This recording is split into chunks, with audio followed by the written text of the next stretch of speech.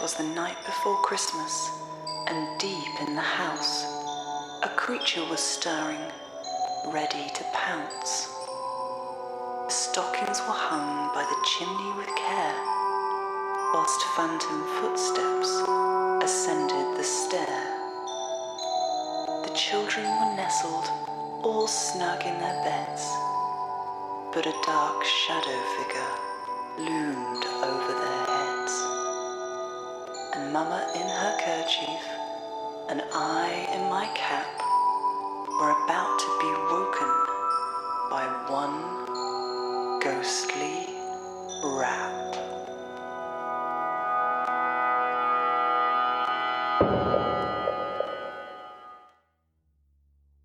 Hi, I'm Lil. And I'm Fitz. And you're listening to a very festive episode of Not Once for Yes. Indeed, the festive season is once more upon us, and as children up and down the land sit in front of fireplaces, eyeing empty stockings and awaiting the late-night visit of Santa, we gather round the fireplace for something a little more spooky. For we love to partake in the tradition of sharing ghost stories around the fire at Christmas. And we have plenty of those for you today, as well as, of course, our traditional, slightly silly Christmas quiz, which I'm sure you're all as excited about as we are. Yes, I'm on my second mince pie of the day, and we've mulled everything in the house at this point. So, Fitz, what's coming up on this episode? On this episode, we have one of our favourites, a tenuous paranormal story from the local papers, listener stories from Kat, Harper and Becky, and then we'll take you on a journey along some of the most haunted railways in England as we dive into tales of ghost trains and phantom passengers. But before we get stuck into all of that, we want to say a huge thank you to our latest patrons. Pam Marchant, Sharon, Christine Lily Kessler, and thank you so much for the donations through coffee to Sheepish Gnome, Elizabeth Schmidt, and M. As always, thank you to all of our patrons, old and new. We're so appreciative of all the support you've shown us, especially during this rather bumpy year, and we really couldn't have got through it without you guys. So, Fitz, let's dive straight in, and I believe you've got one of our very favourite things on the paranormal radar for us today, one of those wonderful, tenuous paranormal stories that you find only on really slow news days in the local papers. I do, and this one comes to us from Leicestershire Live, the online arm of the Leicester Mercury newspaper, and they are sharing a map of ghosts in England due to appear during the holiday season, which includes many of our old favourites. First up, being a Leicester paper, it is of course Lady Jane Grey, whose spectral carriage has been frequently spotted or heard crossing Bradgate Park at Christmas time. And if you want to hear a little bit more about that, you should check out our Christmas special from 2021, where we spoke to the lovely ladies at Haunted Heritage about the ghosts of Bradgate Park, including some of their and their guests' spooky experiences there. Number 2 on the list is the ghost of Charles Dickens. And as if he didn't do enough in his life to encourage the tradition of sharing ghost stories at Christmas, he apparently stands by his convictions in death too, appearing to check his watch at midnight on Christmas Day under the clock of the Corn Exchange in Medway, Kent. Anne Boleyn is next, and she's probably the busiest ghost on the list, haunting several locations, but on Boxing Day she's said to haunt her former home, Haver Castle in Kent, when she sings doleful love songs. And in at number 4 is one of our local spooks. Spotted at Christmas time in the ruins of St John the Baptist Church in Boughton is our old friend Highwayman George Catterall, better known as Captain Slash. Captain Slash. We shared his story very early on in our spooky storytelling career, and he's an old favourite. Yes, do go back through the archives and check that one out if you haven't heard it yet. It's a goodie. Apparently, Essex is the most haunted county in the country at Christmas time, with 7 Yuletime ghosts, with Kent being a clear second place with only 4. Luckily, though, wherever you are in the country, you shouldn't have to travel far for your own festive fright, as there are Christmas ghosts dotted all over the country from Cornwall to Middlesbrough, shared on the map.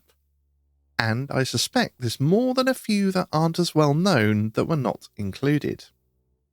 If you'd like to check out the map for yourselves, I'll put a link to the article in the show notes on the website as usual. Oh, I love it. Well done, Leicester Mercury. I love a good top 10 ghosts map and a festive one too. That's quite unusual. Normally they only pull these kinds of stories out for Halloween. So to get a Christmas one, I'm impressed. And with that, lovely listeners, we're going to have to dive straight into the Christmas quiz questions. And I think we've done what we did last year and written too many again for each segment. So we're going to have to do 2 at a time. So how it works is going to be, I'm going to ask a quiz question to Fitz. And of course, all you lovely listeners, Fitz is going to ask a quiz question to me and you lovely listeners. Then we're going to have a story while we all think about the answers. And then we'll swap answers and go for another question.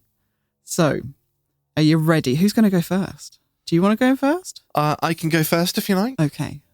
So my first question to you. Mm-hmm. We all know that Lil has a fear of clowns. Oh, God. And I believe we've already mentioned that this is coulrophobia. I, of course, have arachnophobia. Uh-huh. And I think Lil and I both have a little bit of a fear of dolls, which is pediophobia. Yeah. But what is the name for a fear of ghosts? Oh, I don't know. That's a hard one. I tried to give you some easy ones. I didn't think it was that hard. Well, we'll see. Maybe somebody out there in the listenerverse knows. I've got a bit of time to think, and it's probably going to be a guess. You're going to ask me a really hard one now. Be like, I thought it was so easy. Well, it's a multiple choice. So it can't be that hard. You've got a pretty good, a multiple choice. Even if you have no idea of the answer, you've got a good guess with a multiple choice question. Right, okay. So my question to you is, in our Return to Mother Shipton episode, we talked about coin trees and clootie trees. And whilst looking up information on the coin tree in St Nectan's Glen in Cornwall, I found a fascinating article that revealed coins are far from the only thing decorating the trees around Cornwall. In fact, Cornwall has a whole world of weirdly decorated trees, and I want you to try and guess which out of this list of strange tree decorations is the false one. Okay. So you're looking for the red herring.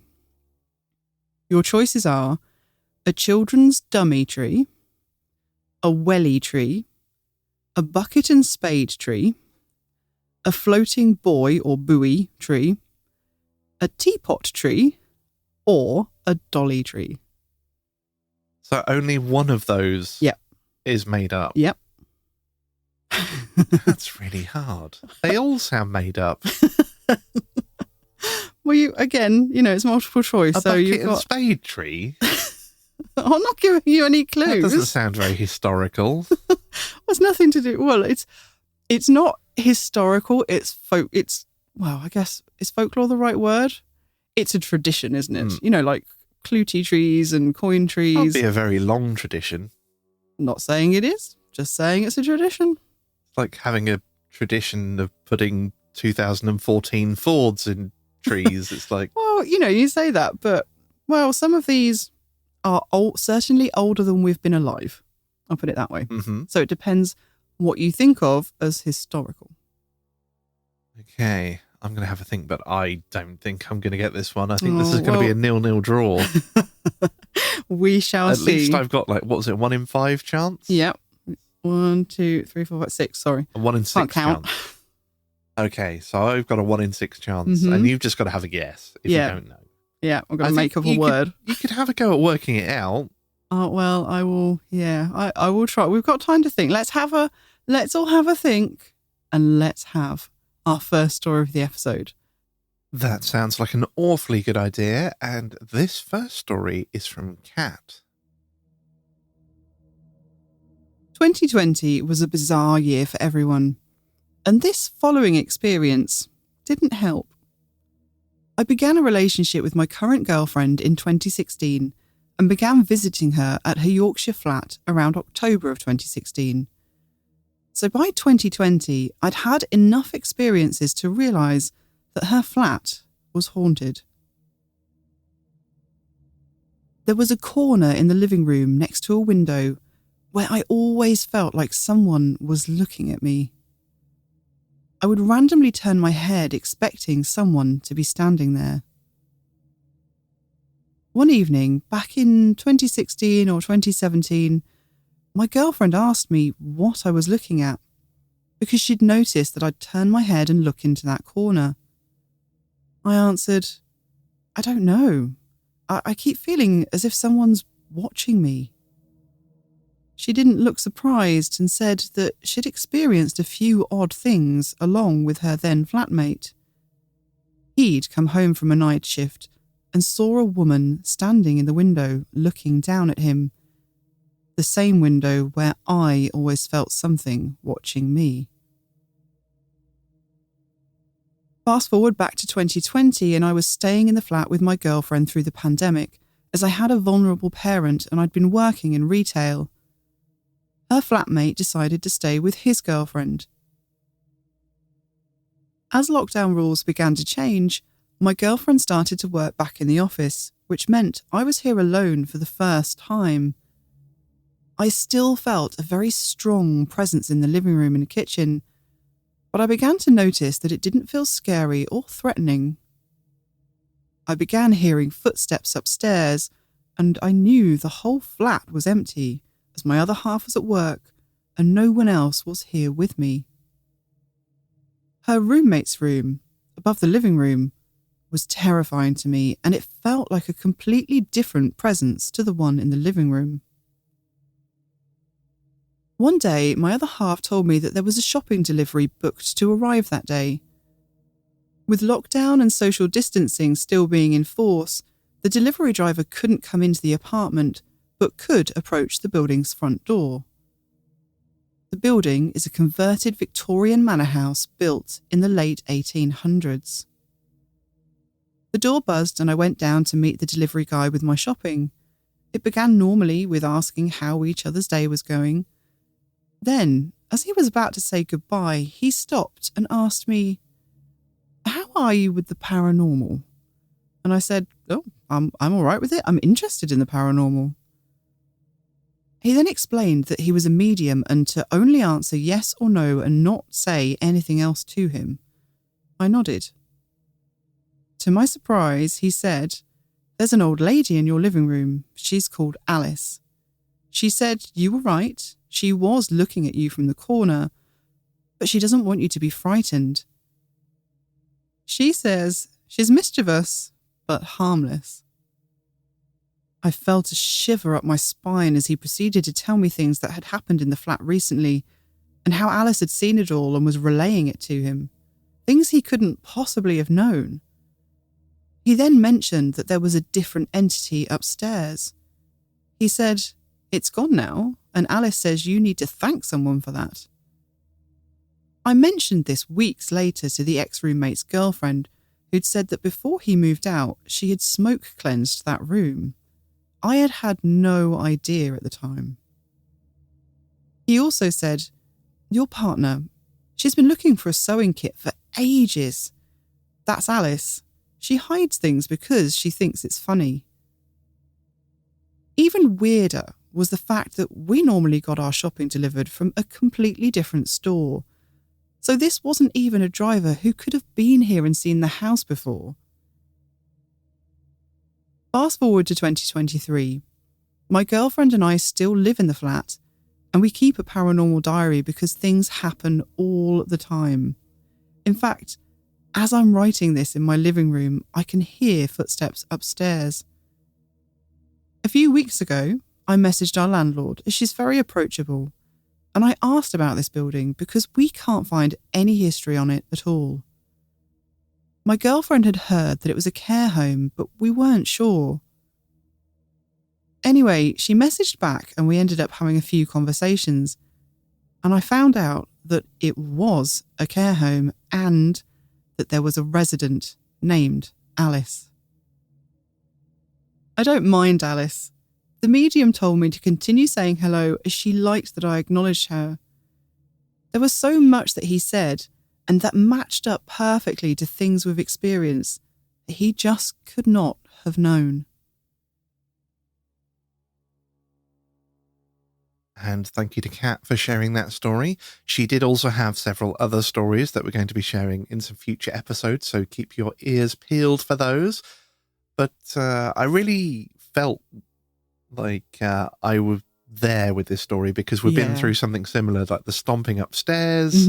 That was so familiar to me, having a spooky thing in a housemate's bedroom that was really freaky.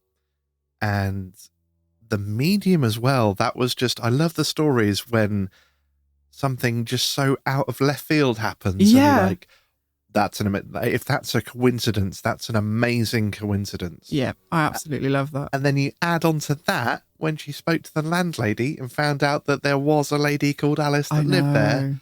Wow. And doesn't Alice sound wonderful? Yes. I mean, if you're going to have a ghost, a cheeky, mischievous old lady that just wants to have fun, a bit of fun. And sounds interact. a little bit like Dottie. It does sound a little bit like the one of the ghosts. Well, we've given them a name. We don't know if their name is Dottie, but that's how we refer to one of the ghosts here at Coffee HQ.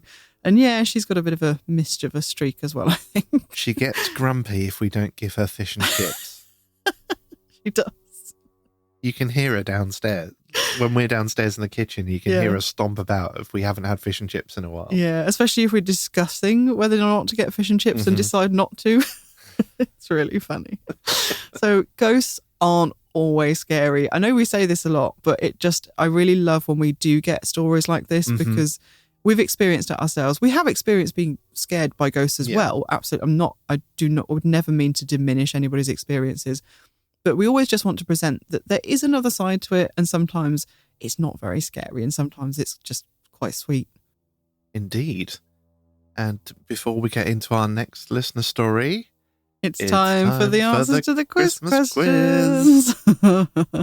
So I think I went first, didn't I? You did, yes. Right, so question was, fear of spiders is arachnophobia.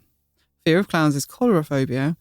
What is the fear of ghosts called? That's correct, isn't it? It is. What is the term for a fear of ghosts? Oh my goodness. Okay, so I want to say like paranormalophobia, spiritophobia, apparitionophobia, but obviously it's going to be a Greek word? I think phobia is a Greek. Latin or Greek word? Oh, I don't know. No. There are sort of English words that are based on this word. Gastrophobia. Good guess. Good guess. I'm afraid it is in fact phasmophobia. Oh, that's kind of the word I was trying to think of when I thought of ghost. Because ghost, I'm not trying to say ghost. That is actually, I can't remember where that word's from, but it is another word from some dialect or another for phantom, isn't it? Sounds German. It could be, yeah, it could be a Germanic word or a Germanic-based word. So what was it again? Phasmophobia. Phasmophobia. Oh. And those of you that play computer games may well have found this one a little easier, as there was a game released in 2020 called Phasmophobia, where a team of players hunted ghosts as paranormal investigators. Well, good question. 0 points so far. Nil point.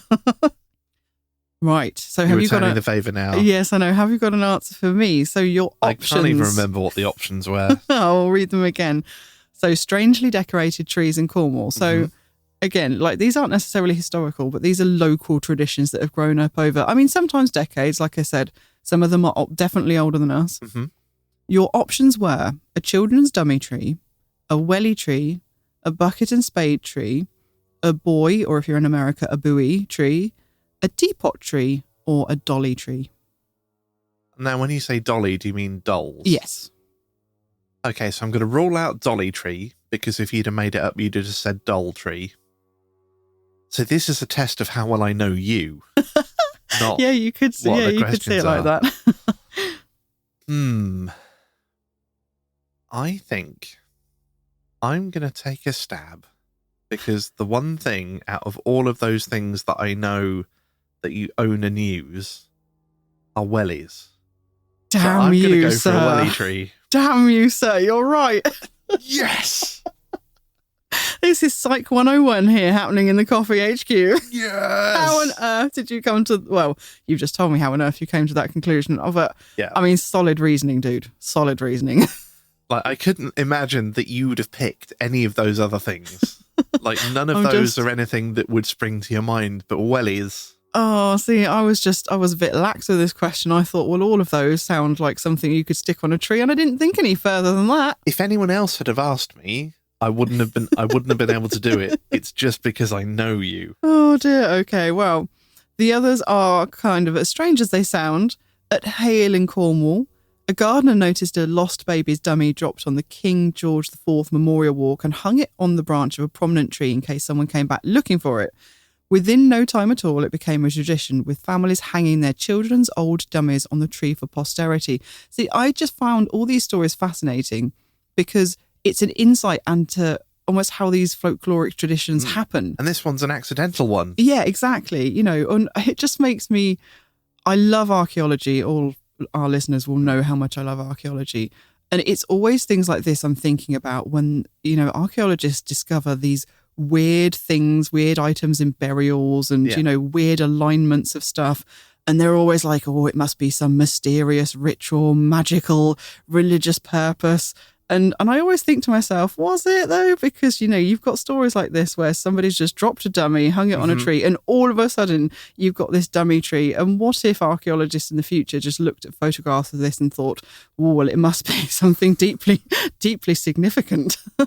And it just makes me chuckle.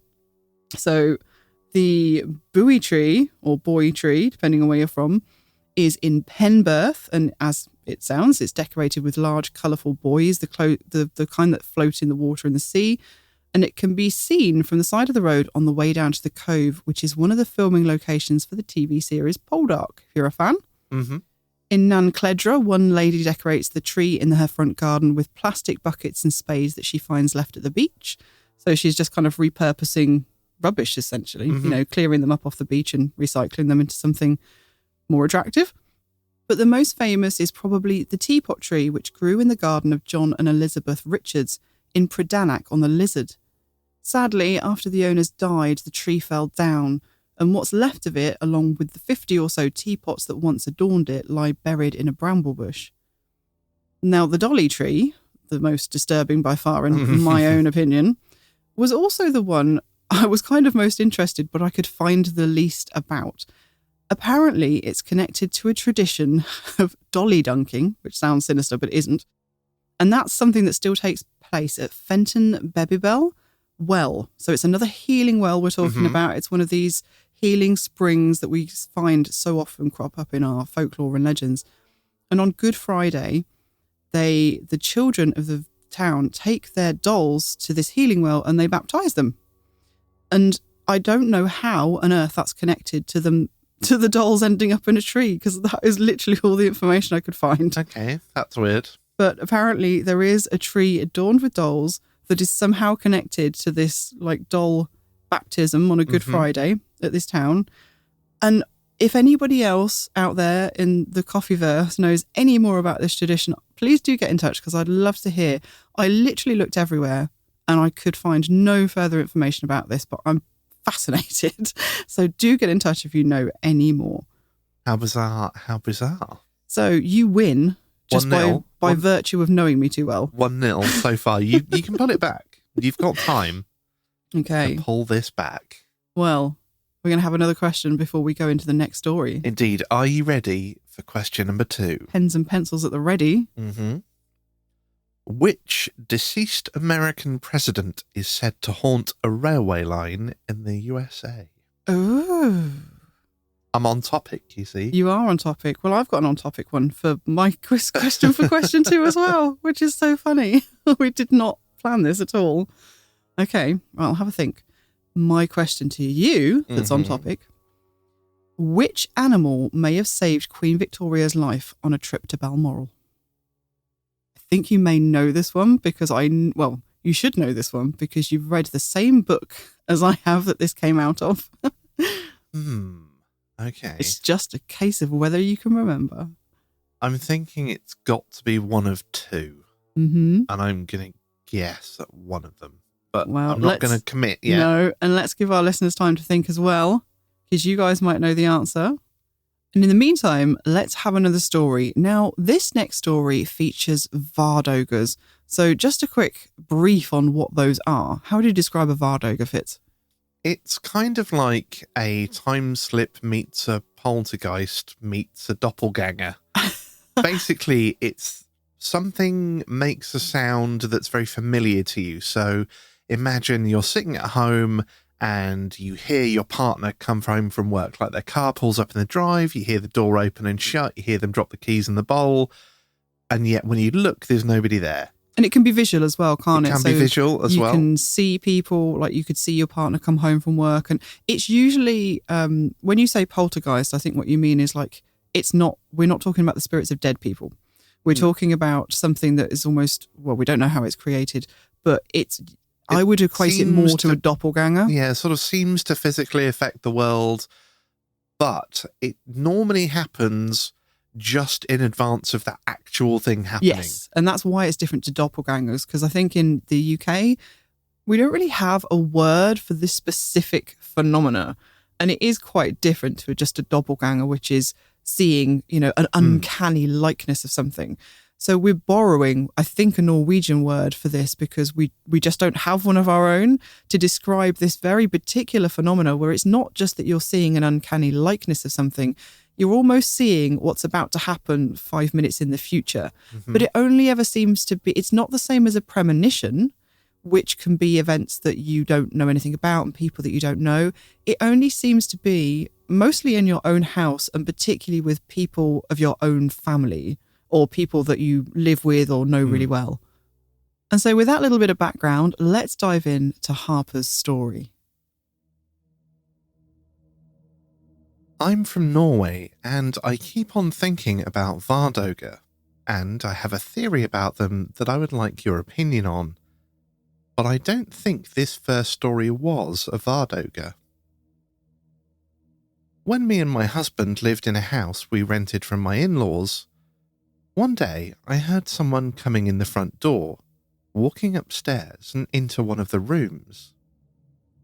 This was during lunchtime, and my husband was supposed to be at work while I was at home studying. I went into the hallway to ask what was up, and no one was there. So naturally, I went upstairs to check. I couldn't find anyone. So I called my husband, but he was, of course, at work. As far as I know, the man who walked upstairs, in shoes mind you, is still up there. Creepy, but not really scary. In this same house, I constantly heard knocking, and I felt watched. One time I had my sisters visiting. We were sitting on the sofa and talking, and suddenly the knocking started up, and we went quiet to listen. But only my youngest sister and I heard the knocking, not my middle sister, which is very strange. My husband never heard the knocking either. I've tried to check if the people who rented after us have heard anything, but it doesn't seem so. Another time I was doing some sewing projects for work on a new sewing machine that I'd got at Christmas. I was sitting there sewing zippers in work clothes, and all of a sudden the machine stopped working. Not dead as in no electricity, but it just would not sew. So I went to check the fuse box, switch outlets, and just about every troubleshooting trick I had up my sleeve. But still, the machine would not work. I started to pack away the mess around me and pick up the coveralls, and I noticed that I'd accidentally sewn the zipper shut. So if you tried to open it, it would just open up to nothing. My reaction was to blurt out, "Oh, thank you," because I felt that whoever had stopped the machine was trying to stop me from sewing it shut and ruining my work. Later that day, I went down to talk to my husband's grandmother in the neighbouring house, and mentioned what happened. She said to me in a deadpan voice, "Well, there used to be a tailor living there ages and ages ago, so he probably tried to help you. So thanks to Ghost Taylor for helping me." But now let's get to my theory of Vardoga. When we built the house we're currently living in, we got to stay in my in-laws' Bestemore loft, which directly translates to grandmother loft. This is a small living space in their house on the second floor, with its own entrance, kitchen, bed and living room.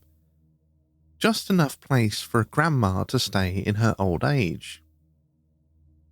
This farmhouse of theirs is old, and my husband is the 13th generation living there. There is a lot of activity in this house on a daily basis, but, it's only family, so that's fine. We lived there for about 4 months while our house was built, and I heard my husband's Vardoga every day in some form. Some days it was him walking on the gravel path along the house. Some days it was his pickup coming up from the road.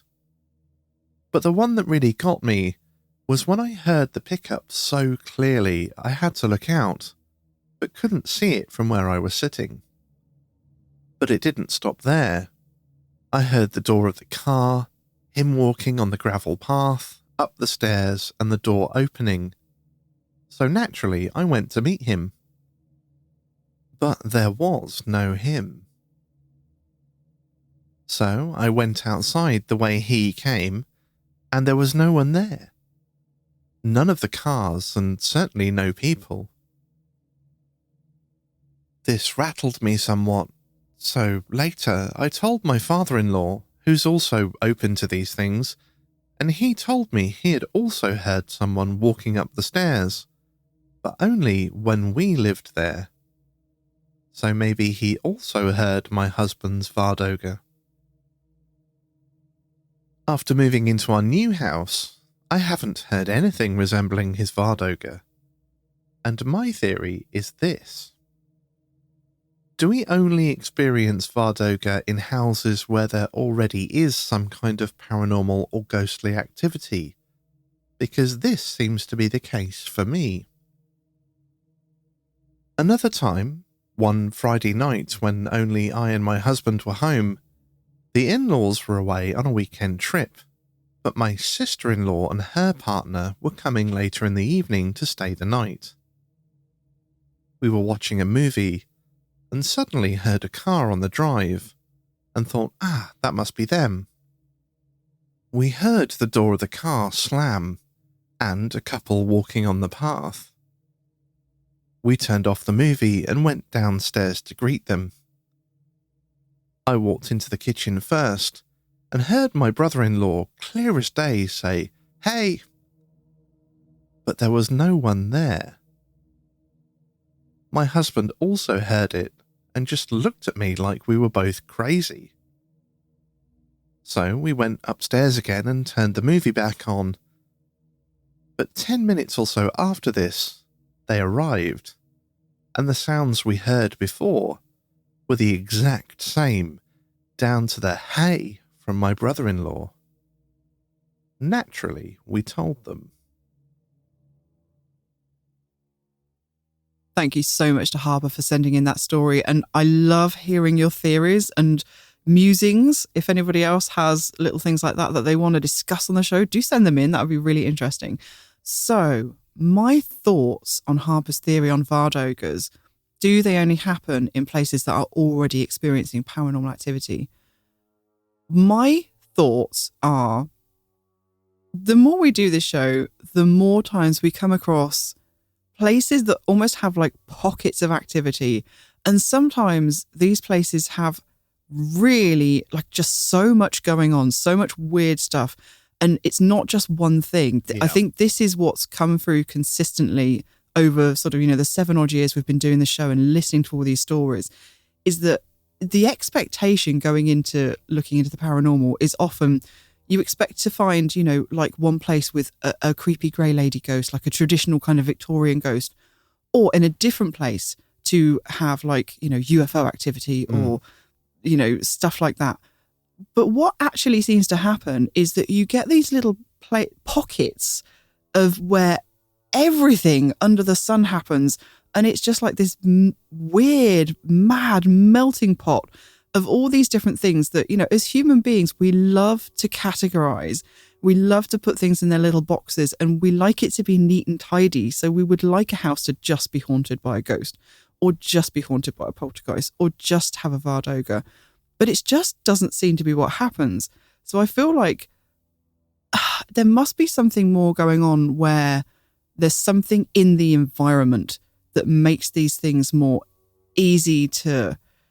makes it easier for them to happen, makes it easier for them to manifest, or just makes it easier for us to see them, or for time slips to happen, or something strange in the environment that we just haven't discovered through science yet, that kind of makes these weird melting pots of all this mixed up activity possible. Or possibly a combination of the location and the people, because the people, sometimes activity seems to be centered around people, and if you get an active person in an active location, then that could make things happen more frequently. Like a perfect storm. But if you're going to pin me down and ask me for a response, I would say definitely maybe. Definitely maybe. The answer is we don't know, but we love to muse about it. And yeah, I think that would be my takeaway from this, is that it does seem, as Fitz said, on occasions you just get this perfect storm of the right location, the right people, and the right attitude and kind of not mental state exactly, but the right frame of mind to experience these things. And it all just seems you need all those elements to come together to have these places where there's all this weird activity kicking off. Yeah. If I was going to have a metaphor for it, imagine that you have a bucket, and whenever the bucket overflows, you have paranormal activity. And the level of water that's naturally in the bucket changes because of rainfall and temperature and various other things. And active people, when they come, they have a couple of glasses of water with them. And they top it up. Uh-huh. And sometimes when activity happens, that's enough to raise the water level on its own. But if you're having a really dry day, even something really exciting activity and an active person won't do anything. Whoa. And yet another day, the bucket is naturally quite full, and just a little thing will just trickle over the top. Yeah. And you'll have just a little bit of activity. Oh, I like that metaphor. That's nice. Yeah. Yeah, I can see that.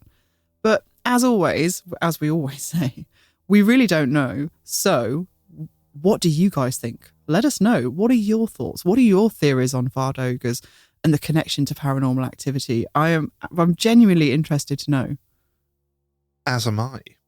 But I'm also genuinely interested to know the answer to the Christmas quiz question. And so I believe I asked my question first, didn't I? You did. Do you want to ask it again for the listeners? I can. Which deceased American president is said to haunt a railway line in the USA? Now, I don't know, which means that I'm inevitably going to say the wrong one, because I think when anybody says about American presence, I've got Christmas on the brain, people. American presidents haunting anywhere, I think everybody's mind goes straight to Abraham Lincoln. At least mine does, because I think he does pop up in quite a few ghost stories and paranormal stuff. So I'm going to say Abraham Lincoln, but I kind of know it's probably wrong. Is that your final answer? Yeah. Good, because you're right. Am I? You are indeed.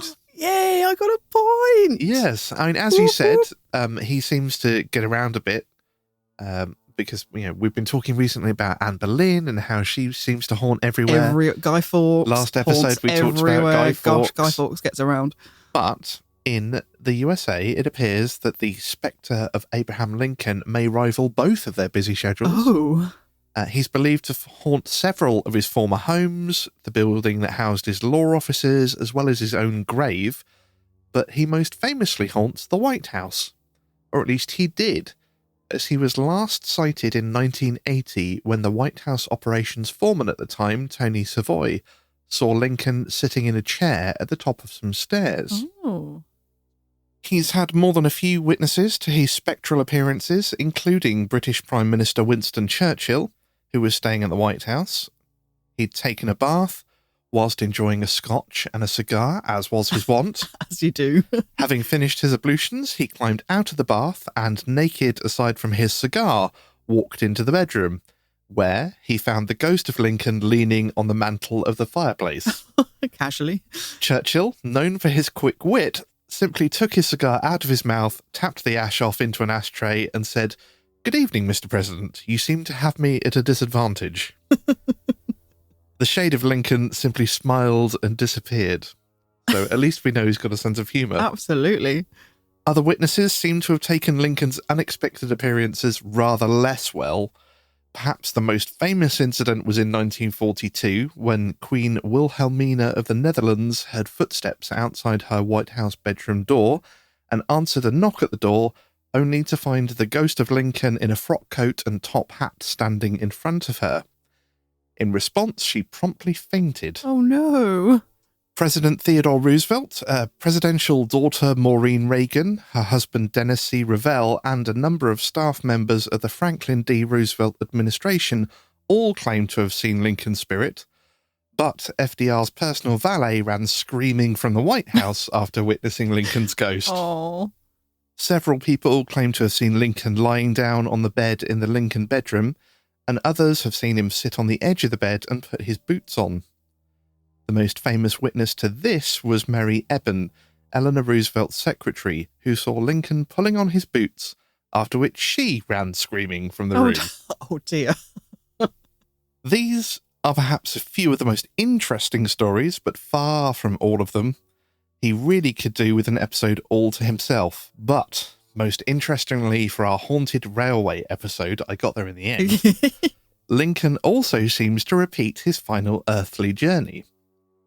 On the 21st of April 1865, a train carrying the coffin of President Lincoln left Washington, D.C. to transport him to Springfield, Illinois, where he was to be buried. It was not a fast journey. Travelling an extensive route passing through many major cities in the Northeast, the train arrived in New York City on April 24th, 1865.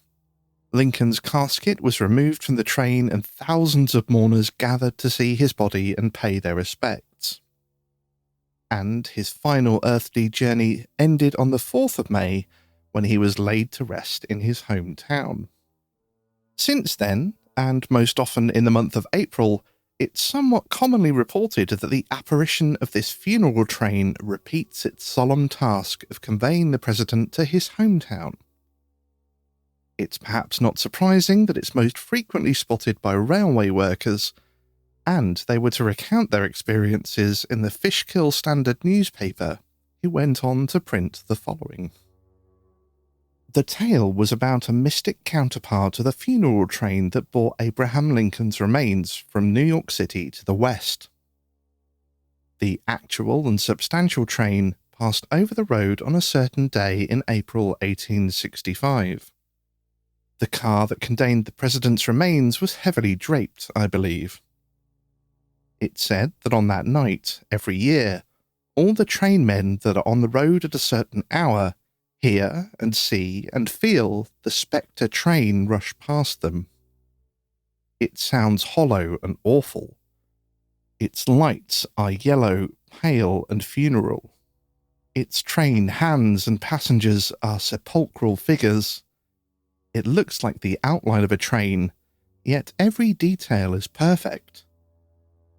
Those who have seen it say, though they felt that it was only a vision, that a man could walk through it if he dared, or throw a stone through it. Yet it seems perfect in everything but substantialness. It even carries with it a whirl of wind as fast as trains do, but it is a cold, clammy, grave-like atmosphere all its own. As it passes another train, the shriek of its whistle and clang of its bell strike terror to the hearts of those that hear them. Sepulchral. Oh, there were some good words in there, weren't there? People wrote fancy in them olden days. Do you know what I love? That was a newspaper report, was it? It was. I love reading old newspaper reports, and British ones are the same. Once you get back to sort of, the Victorian era, 19th century, the flowery prose that they use is just exquisite. I love it so much. And what a brilliant story. Also, though, I have to say, it was really, really interesting the way they described the Phantom Train because of some of the stories we've got coming up in our Haunted Railways Paranormal Postcard. Like when we get to that section, just pay attention because we've got some ghost trains in there, and it just struck me how similar some of those descriptions are to the description you just gave from whatever year that was. But, it just, and the stories we're going to be talking about later are modern. So it's really interesting how these two groups of people, different continents, century apart, and yet they're describing such a similar occurrence. It's so fascinating. In this case, this story was from 1879, and I found some more modern accounts, and they're a bit more fanciful. Mm-hmm. And I think, having read this, that they have taken this original story and it's just been expanded and expanded. Because in the more modern accounts, the train is staffed by skeletons. Oh. It's all a bit like, this seems a bit fanciful. Mm-hmm. But, like you say, the sort of sepulchral figures and things like that, I think that's where that came from. Yeah, so that's somebody's taken that and they've put a modern interpretation on it. So this is why we like getting back to the source of the information. We like primary sources. But yeah, apologies for that essay. But yeah, you did turn that into a bit of a dissertation. I stumbled across this and I was like, that's brilliant. I've got to put that in. That's brilliant. I've got to put that in. And I can't leave that out. This really needs to go in too. And then I was like, this is like 3 pages. Fitz did warn me that he went down a rabbit hole, but I didn't realise it was going to be quite that long. Anyway, you get to have a breather now. Yep. But correct. Well done. So we're a point each. One all. Can I claw back my lead? Well, again, I think you should know the answer to this, but let's just read the question again for the listeners quickly. Which animal may have saved Queen Victoria's life on a trip to Balmoral? So the first thing that springs to mind is that it's a deer and it's jumped out in front of whatever vehicle she's travelling in and she's stopped. And then something has happened where she would have been if the deer wasn't there. And that's the only thing I can think that's kind of big enough to prevent, because the other one I was thinking like maybe a rabbit, and obviously swans are kind of identified with the queen, but I'm thinking deer. I think it's probably got to be a deer. Is that your final answer? Oh, you're using my own torturous weapons upon me. Yes, I'm going to say deer. It was a good guess, and you are right in the fact that it was something that kind of stopped her vehicular transportation and possibly saved her life. But it wasn't a deer. You're going to tell me it's a rabbit now, aren't you? And I could have got it right. No. Oh, you didn't even have a hope. Oh, no, that's fine then. It was a moth. A moth? Bear with. In his book, Railway Ghosts by W.B. Herbert, shout out to Bob, because he's the only reason we have this book. Thank you so much, Bob. It's been invaluable for this episode. The author tells the story of Queen Victoria's train journey to Balmoral one summer. Apparently, just as darkness was closing in, the train suddenly screeched to a halt and none of the passengers knew why. The Prime Minister, Benjamin Disraeli, was aboard the train and he went to ask the driver what the problem was. The driver explained to the statesman that they had stopped because they'd seen a strange figure dancing on the line. Disraeli quickly debunked the odd sighting, pointing out a large moth that had been attracted to the headlights and supposed it had probably caused an odd-looking moving shadow to be cast across the rails. The thing is, though, that moth or not, the delay caused the train to be late, something which gained much more significance later when they were told at a signal box that a tree further along their route had come down across the track. Were it not for the strange dancing figure on the line, Queen Victoria's train might have been passing that very spot when the tree came down. Saved by the moth? Yep. I would never have guessed that in a million years. So, But the thing is, you read the entire book that story came from, so I thought that was a given for you. I don't know if that was one of the stories that stuck in my mind, because there were a few in that book that I was like, these are ones that I'm interested in sharing. And if it wasn't Clearly one of not that those, one. my brain is very good at going, you don't need to know that, you're done, wipe that, move on to something else. And I think that may well be what's occurred on this time. So, we're still 1-1. Yep. I haven't clawed back my lead. Yet, but there's still one question There's one each question more to go. Likewise, you could creep ahead, and I suspect you may well do. But we shall see. Come on then, give me your final question. My final question. In the early 1900s, young Bessie Brown of Cameron, Oklahoma was preparing to marry her fiancé when he was tragically killed in a railway accident. What did Bessie do with her fiancé's ghost? What did she do with his ghost? Well, okay. I'm gonna have to have a think about that one. And while I do, let me put my final question to you. I've moved away from railways, and I have gone back to earlier in the year when we did a mini episode on just some of the ghost stories and myths and legends of Dartmoor. Okay. Cast your mind back to that episode. Now, I loved reading about all the tors and the standing stones on the landscape and learning their wonderful and sometimes weird names and the myths and legends associated with them. It's another multiple choice question for you, so you've got a good chance of getting it. We do like multiple choice. Especially when you use my psychology against me. Which of these is not a real place on Dartmoor? Okay? So you've got the Coffin Stone, the Crazy Well, Fitz's Well, Shuckstone, Branscombe's Loaf and Cheese, Bowerman's Nose, or the Hairy Hands Bridge. I've got an inkling, but we shall see. I shall allow the answers to percolate in my mind until the end of our next story, and this one is from Becky. I've always believed in the supernatural since I was little and have always loved a good ghost story.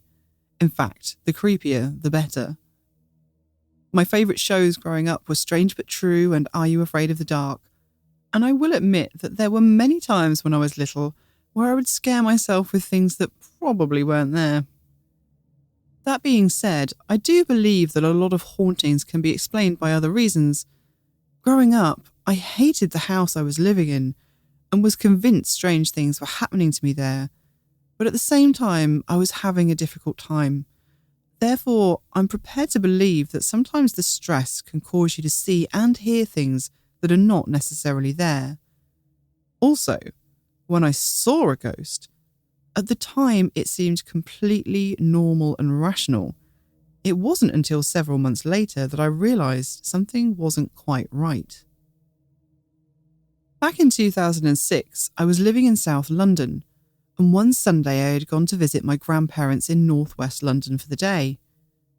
I arrived there just before lunch and then stayed there until the evening. Maybe because it was a Sunday, it was very quiet on the Underground, so when I got on the Bakerloo line at Bakerloo, I was the only person in the carriage. The seats in the carriage were the traditional Underground ones, a long line of horizontal seats facing each other, and I plonked myself down on one side and started reading my book. Just for detail, the book I was reading was Morris by E.M. Forster. At one point, I caught sight of the reflection of my crossed legs in the opposite window and noticed another pair of legs reflected from someone sitting 2 seats down. I remember thinking that was strange as I didn't see anyone else get on. So I looked over, but there was no one there. I shrugged it off and went back to my book. However, as I continued to read, I caught sight of the legs again. I looked, thinking maybe I was wrong, but still no one was there. This happened several times before I got off the train. each time I shrugged it off until eventually I reached my stop. Anyway, sometime later, I was watching a documentary called Ghosts of the Underground. Part of the way through the documentary, the narrator mentioned that there is a ghost on the Bakerloo line. Suddenly, my mind went right back to the night on the tube, and it hit me that I saw a ghost. I called my mum, who used to be a frequent commuter on the Underground, and asked if she knew anything about a ghost on the Bakerloo line. Her response was, "Oh, yeah, everyone knows the Bakerloo line is haunted." Over the years, I've done Google searches for the Bakerloo ghosts, and nothing matches with what I saw. But I stand by what I saw, and to this day, I am convinced that I shared the train carriage with a ghost. And thank you so much to Becky for sharing that story. I love Ghost of the Underground. It's brilliant. I love Ghosts of the Underground. We love it. So how many times have we watched it now? Oh, at least 3 or 4. It is such an amazing documentary. If you haven't watched it, go and look it up. I'm sure it's still on YouTube. No, it wasn't a BBC documentary, was it? I'm not sure. I can't remember, but it's very well done. Very well done. Very well produced. And it is haunting. It is. No matter, honestly, we've seen it so many times, and no matter how many times we watch it, it still gives me chill. I know what the story, I know how the stories end. I know what they're going to say, and it still absolutely gives me the goosebumps. Yeah, but the other thing that got me about this story was the fact that she just saw legs. And I know it's not quite the same as what I saw, but it just rang true for me because I've seen, I think more than once now, disembodied legs. Yeah, you have. It's weird. It's really strange. But yeah, just the fact that you were sitting on the train reading your book and you kept noticing these legs, and when you went to look properly, they weren't there. Yeah.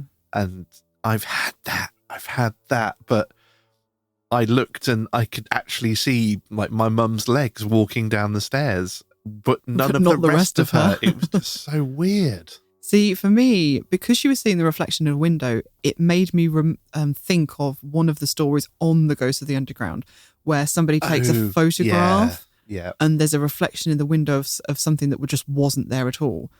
But obviously the difference is, like, this happened over several stops. You know, that photograph, people have tried to debunk it by saying, oh, well, they must have been passing a poster in, you know, as they were traveling along the tube, and there was a poster on the wall, because with the camera just being, you know, one shot and done, that could be possible. Whereas this, she's seen the reflection across several stops. So whatever was on that train was traveling along with them. And it also reminded me of that one time we went to London when we went to the International War Museum, was it? Yeah. And we got the tube and there was nobody else on the tube. And I was so disappointed that we didn't see any ghosts that day. I was kind of fully expecting to. If anybody's ever travelled on the London Underground, you will know that actually being in a carriage by yourself is not the normal state of affairs. It's normally heaving, especially if you're travelling in the day as we were. So when we got on and it was completely deserted, it was actually really spooky. Yeah, literally as far as the eye could see. Like, we had a whole carriage to ourselves, but it didn't look anyone was in any of the other carriages either. It didn't. It was deserted. And I was quite disappointed that anything more spooky didn't happen. I think that might have been spooky enough. Yeah.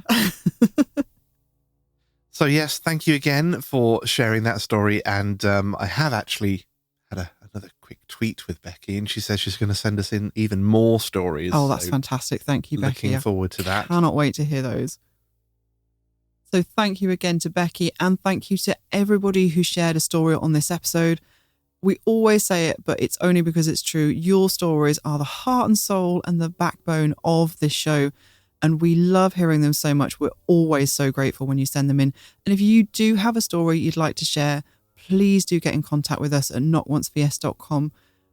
We are actually running quite low on stories at the moment, so if you've been thinking about maybe sending one in, now would be a fantastic time, and we'd be super, super grateful and would love to hear it.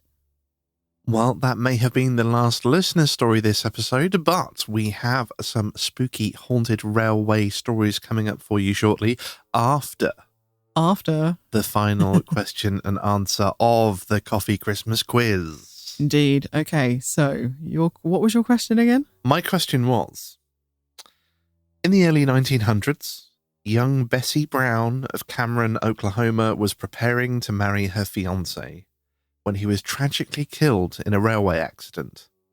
What did Bessie do with her fiancé's ghost? Do you know what? I've got no idea, and this is my last chance for a point. And I feel like you might actually get the right answer to this, because so there's a lot riding on this.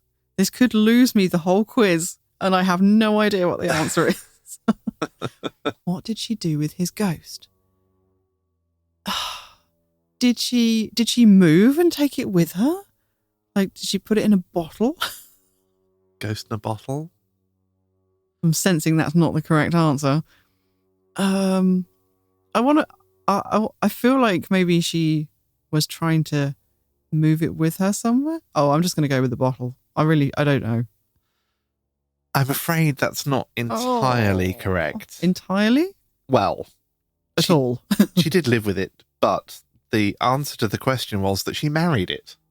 Oh, I should have seen that one coming. Yes, I'm disappointed in myself. The following story is from the Sunderland Daily Echo on the 15th of January 1901, where they printed this story.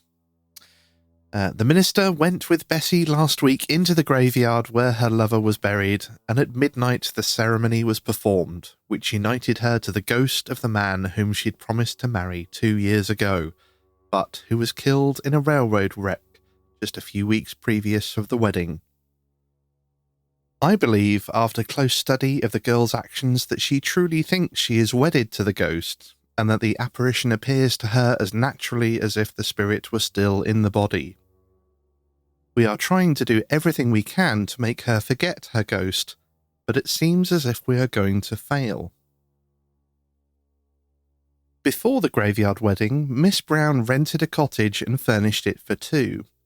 She is now living in it with her ghost husband.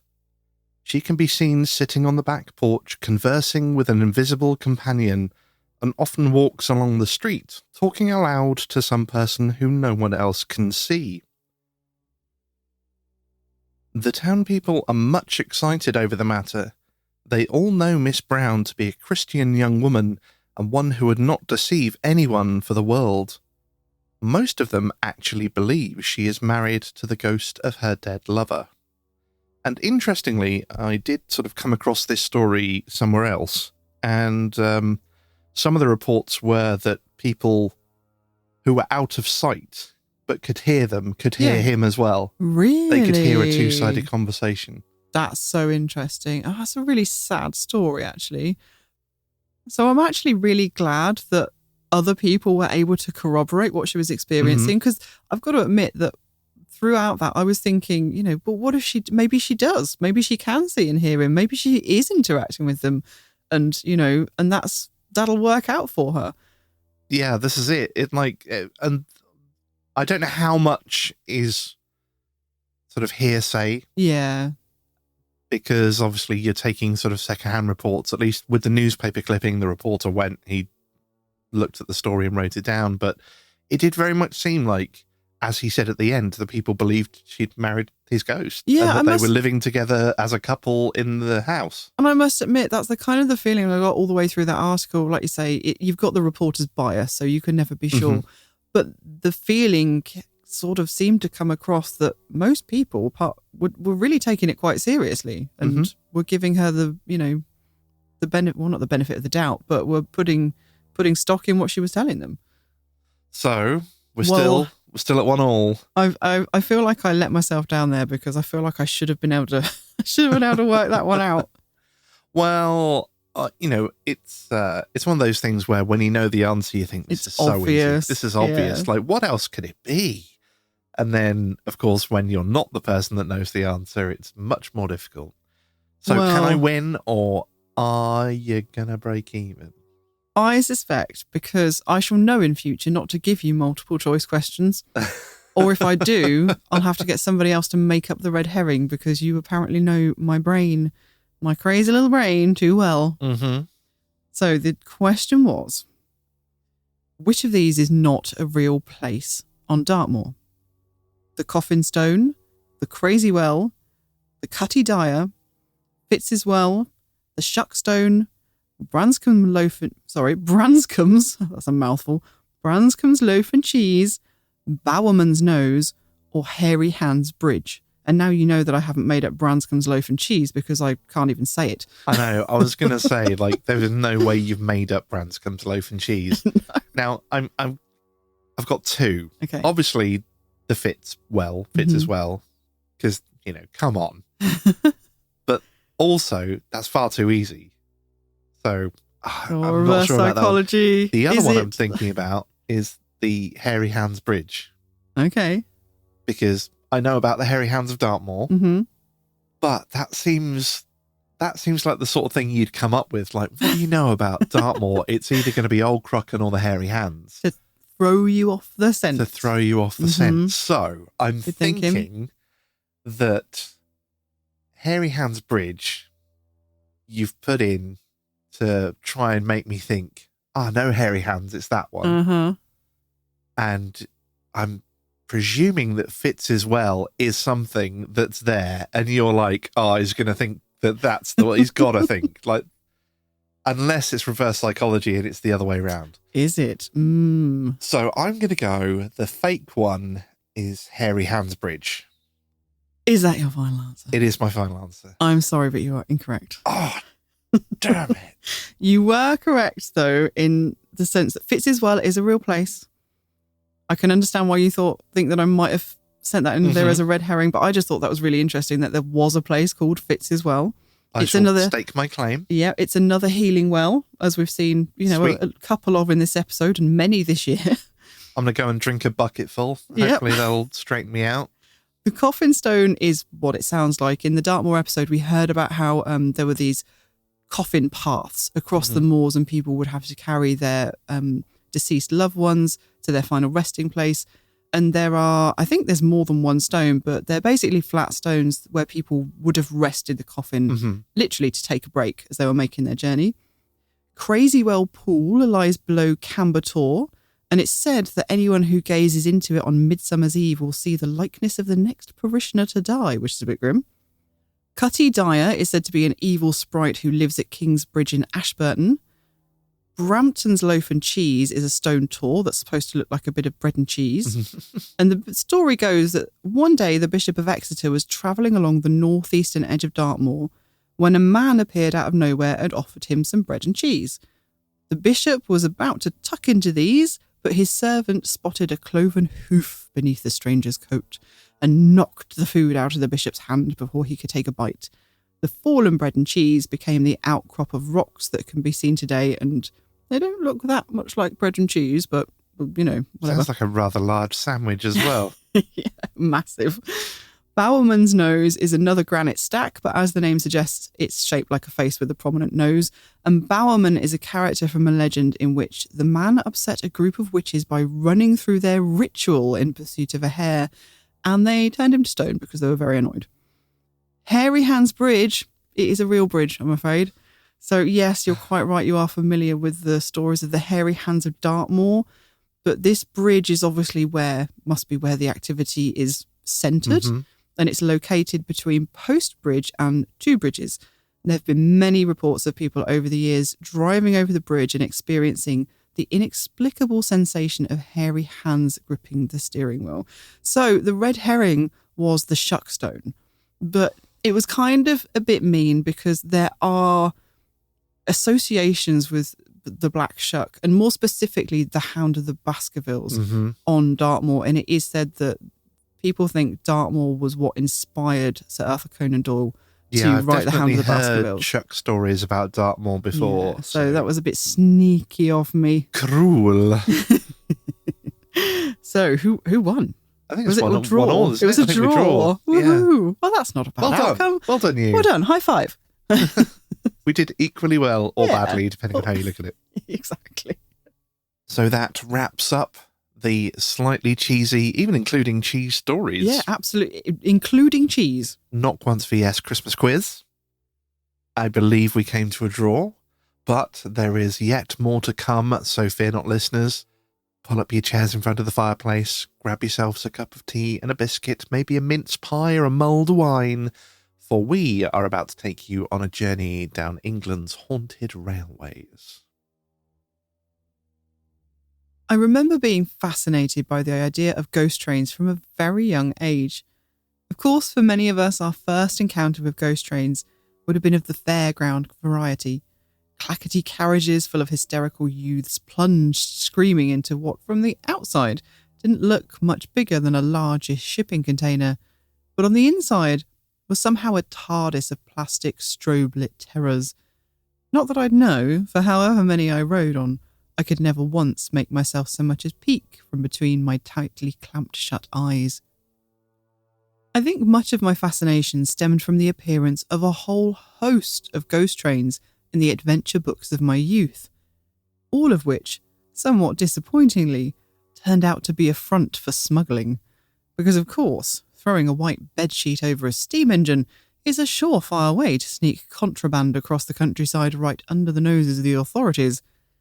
But there were also many haunted railway stories, of true encounters as well as reams of fiction. As usual, the first thing we did when beginning to research this topic was to make a book list of titles to try and get hold of to use as source material. But we had a fine old time trawling through those titles to dredge up the ones that weren't fictional. It seems that haunted trains and railways hold a tremendous fascination for ghost story writers and have been providing a wellspring of inspiration for decades. So what is it about railways that so invokes a sense of the supernatural? On the face of it, you would think that something so mechanical, so engineered, would be the last thing to attract any sense of the otherworldly.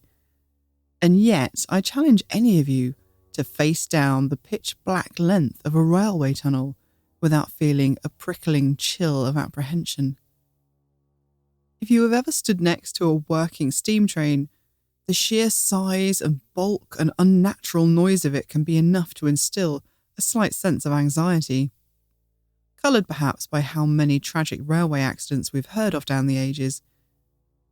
But there's something almost intrinsically unnerving about the blunt, brute power of these machines that belch smoke and steam and scream with that unmistakable howling whistle that can be heard for miles. In fact, just the sound of that eerie whistle is enough to conjure up thoughts of Victorian ghost stories told by flickering candlelight. The vast and unrelenting strides of technological advancement that took place during those eras seemed to produce a deep-seated sense of unease that formed a common motif in tales from the 19th and early 20th centuries. The folly of man impressing his advancements on the earth by carving great channels out of the landscape for his iron rails led some minds of that period to wonder whether inflicting these kinds of wounds and interference upon the natural world would eventually lead to some kind of supernatural retribution. But the stories continued even after the tremendous noise of the steam engines had been replaced by quieter diesel and electric, and long after the heyday of the 19th century railways. And in later years, railways would gain a brand new sense of eeriness, as many lines and stations became ghosts themselves. There was a time when England had a vast network of railway lines that ran like arteries connecting nearly every town and county. The fairly rural area we live in once had a little station, as did nearly every surrounding town. But in 1963, the chairman of the British Railways Board put out a report that changed everything. The report was called The Reshaping of the British Railways, and its author, Dr. Richard Beeching, would become a contemporary villain for decades to come, as his recommendations decimated the railway network, identifying 2,363 stations and 5,000 miles of railway line for closure. By the time I was growing up in the 80s, the countryside was littered with unused tracks and abandoned signal boxes. I have vivid memories of being pulled along by my mum on muddy, welly-booted walks, carefully picking our way over the huge, overgrown railway sleepers and balancing on unused iron tracks. Part of me keeping an eye out for ghost trains or smugglers, the other haunted by the terrifying, cautionary information films we were forced to watch in school on the dangers of crossing railway lines. Anyone who remembers Robbie on the Railway will know of what I speak, and if you don't, it was on YouTube last time I looked, but it's not for the faint-hearted, and almost certainly not appropriate for the 5- and 6-year-olds it was shown to. It makes a lot of sense that these once busy lines, now left to be reclaimed by nature, would attract stories of the otherworldly kind. Perhaps the Victorians needn't have worried so much about the scars left on the landscape by their steam engines, as the land itself wasted no time at all in swallowing up all their stamps of progress in a thick tangle of weeds. These days, ghost trains are a recognised phenomenon in England, although not in the supernatural sense. Because of some odd laws and politics, we now have a handful of disjointed and almost unused railway lines and stations around the country that are known as ghost trains and ghost stations. These services barely run, and when they do, it's with next to no passengers, often at odd times of day, and they frequently make no return journey.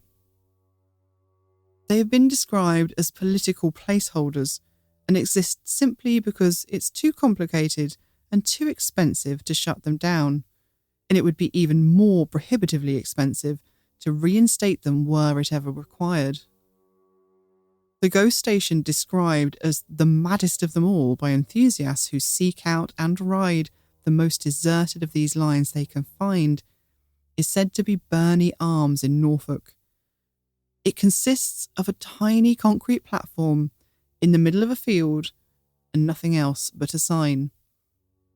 There's no station, no ticket booth, and no road.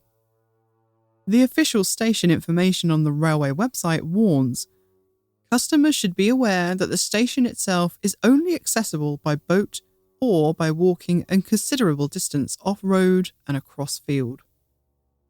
This isolated scrap of station, deep within the misty marshland of the Norfolk countryside, sounds amazing, even if it's not actually haunted, and I'm desperate to visit one day. But for many of us, the mention of ghost trains doesn't bring to mind lonely stations stranded in the middle of the Norfolk marshes, but rather summons up one of the most classic BBC ghost stories for Christmas films, the 1976 adaptation of Charles Dickens' The Signalman. A story from the heyday of steam engines, set in the perpetual gloom of a railway cutting and a lonely, isolated signal box. The programme conveys such a sense of anticipatory dread and waiting doom that it's no wonder many of us grew up with a lingering association between railways and the supernatural. In fact, Dickens wrote this short horror story just 1 year after he himself was involved in a tragic railway accident, which many people think formed the inspiration for The Signalman. The Staplehurst railway accident happened in June of 1865, as Dickens was travelling back from a trip to Paris in a first-class carriage. But as the train barreled towards a viaduct over the River Belt, nobody on board was aware that a work crew were currently undertaking repair work and had removed 42 feet of track from the bridge. The accident was all down to a simple but deadly mistake. The foreman of the work crew had, that morning, accidentally looked at the Saturday rail timetable to plan the work instead of the Friday, which it was. He had begun the work in an honest belief that no trains would be coming down the line. The work crew had posted a signalman further up the rails in case of any unexpected incidents, but his warning was too late for the train to stop in time, and the engine jumped the rails. The first few carriages made it across the gap by momentum alone, but the carriages behind the one in which Dickens was travelling plunged into the river below, nearly taking his with them.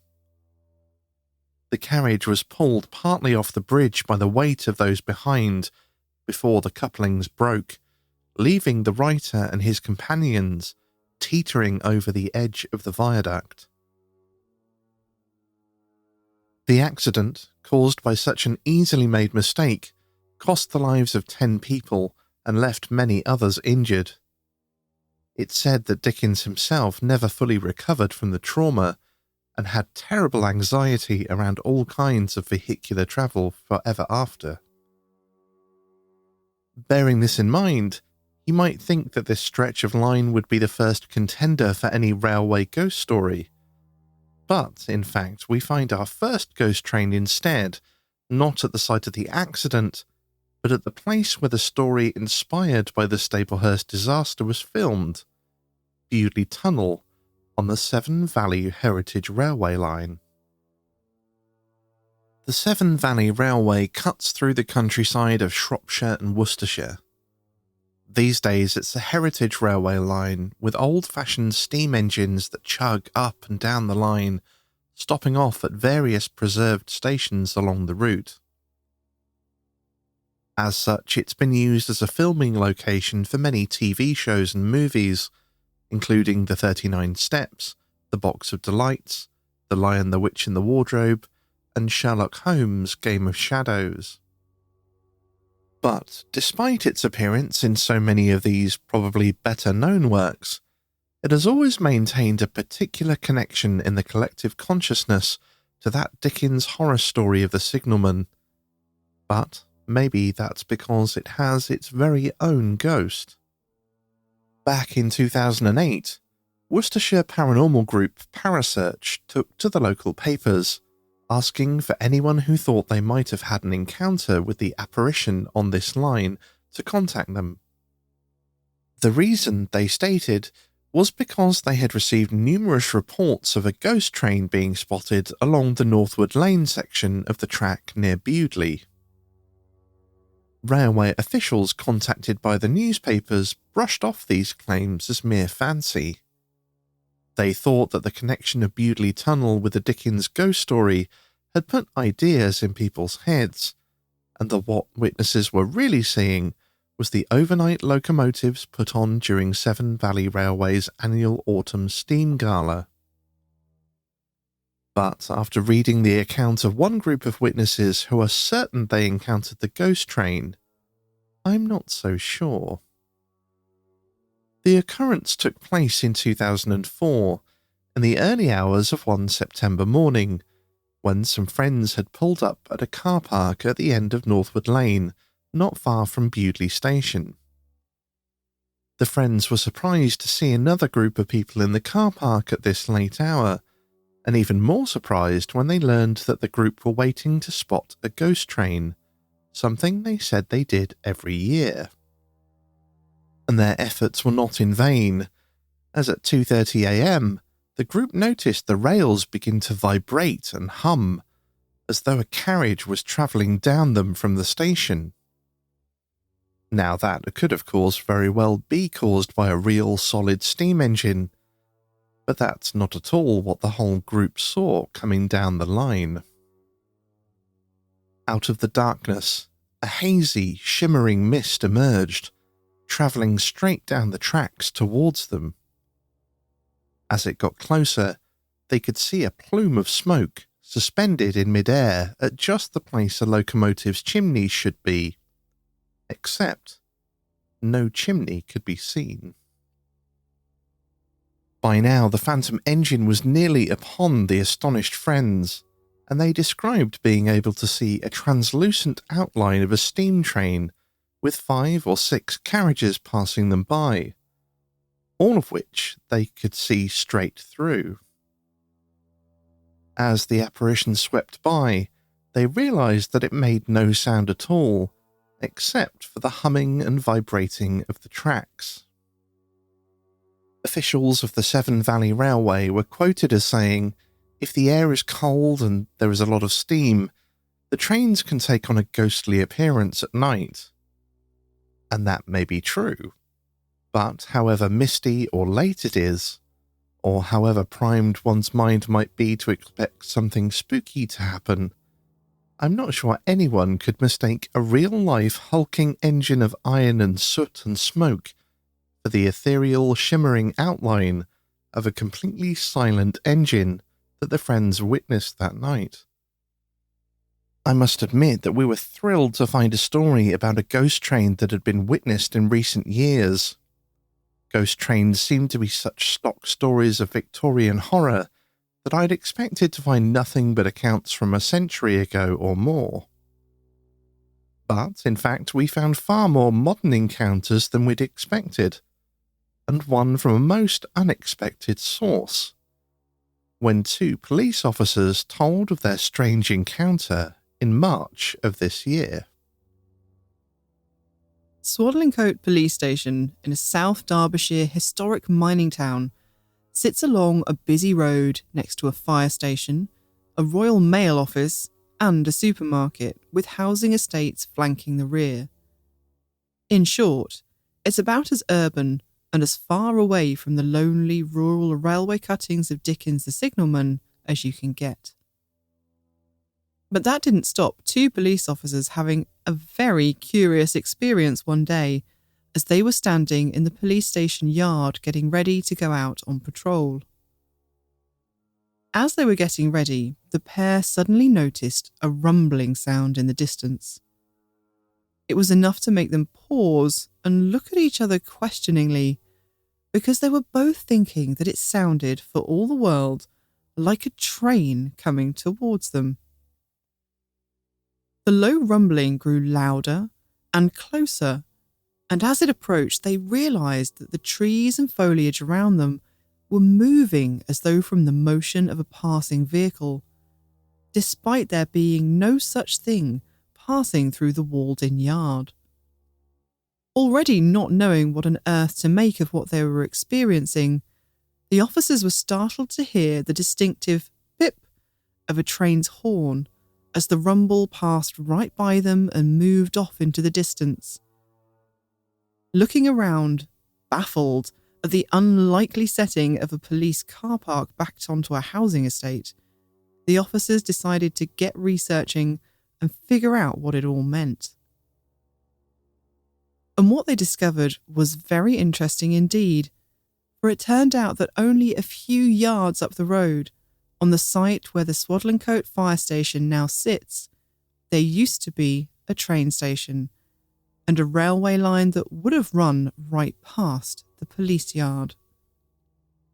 Swadlincote Station ran passenger services from 1851 to 1947, continuing to run freight traffic for another few years before finally closing forever in 1964. To the untrained eye, there is no sign left of the old railway line. Apparently, there used to be a bit of platform still visible for many years, but that has since been built over. The only remnant of the area's railway days is a road bridge that used to be a train tunnel. But the ground level has since been built up so high around it that no sense of the tunnel remains, and other than its obvious age compared to its newer surroundings, you might never have guessed that it was anything other than a road bridge. The only real legacy the railway left can be seen in street names around the area. Midland Road is named after Midland Railway, who operated the line. Nearby, Yard Close was named after the old goods yard that once stood there. And a few streets away, a cul-de-sac is named Railway Mews. Subtle clues that tell a story, but could easily be missed by many. The slightly odd thing, though, was that the officers described a tooting or pip of the train horn. Now, anyone who has heard a train horn will know that they are very distinctive from the horns of any other vehicles, and in fact they were very deliberately designed this way. When steam trains first started being replaced with diesel engines, at first similar air horns to trucks and lorries were used in place of the steam whistle. But sadly this led to accidents, as people who heard them didn't equate the sound with the warning signal of a train. So very specific horns were developed that could be heard clearly at a distance of at least 400 metres and would not be mistaken for any other vehicle. So it's unlikely that they heard something else and mistook it for a train horn. The only thing is that Swaddling-Coat wasn't open long enough to have run any diesel engines. It closed in the early 1960s, at which time most passenger services were still steam trains, which would have utilised a steam whistle and not a horn.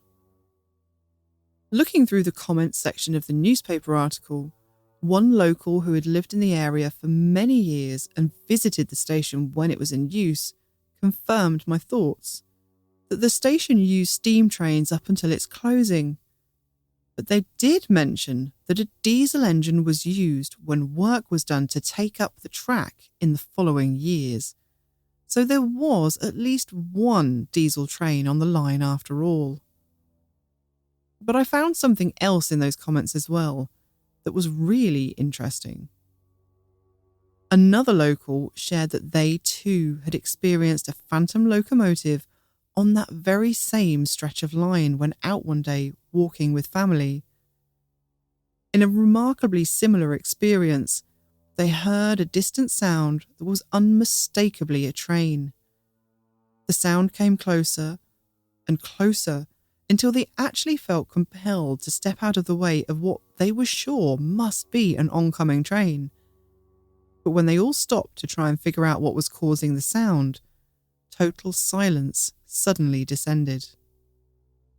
As absolutely fascinated as I was to so quickly discover that the paranormal phenomenon of ghost trains was actually alive and well in the present day, I have to admit that at this point, I was starting to get a little disappointed to be finding no Victorian ghosts at all.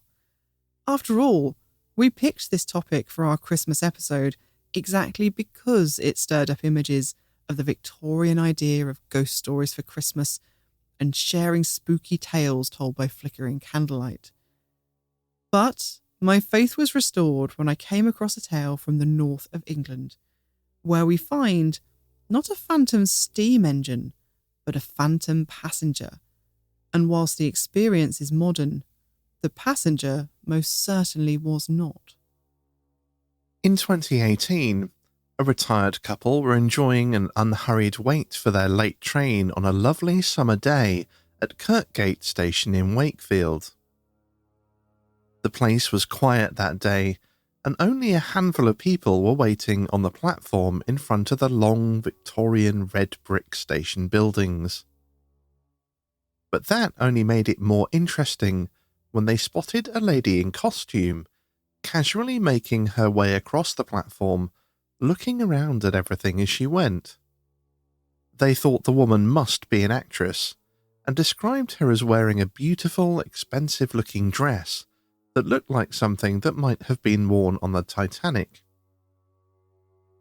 Of course, it could easily have been someone on their way to a movie set or a museum reenactment, but they thought it was odd that none of the other waiting passengers seemed to notice her.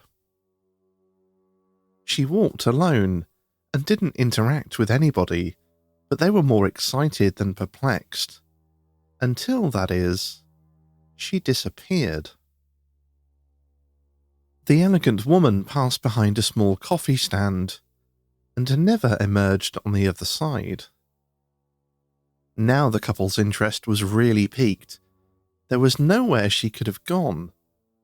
They even got up and went around the back of the coffee stand, looking for the costumed lady, or somewhere she could have exited the station. But there was nothing, and no explanation as to how she had vanished into thin air. In fact, those people were definitely not the first to see this particular apparition at Kirkgate Station. According to Nick Tyler in his book Haunted Yorkshire, witnesses have reported seeing a female apparition in fine Victorian clothing at Kirkgate Station over 20 times. She is seen on both Platform 1 and Platform 2, always alone, and either walking along casually and observantly, or standing looking out across the tracks. Interestingly, he notes that she was sighted many times after work was done on the station buildings in the early 1970s, which would fit in with the common phenomena of paranormal activity picking up during renovations and building work. And unfortunately, this particular work was quite dramatic.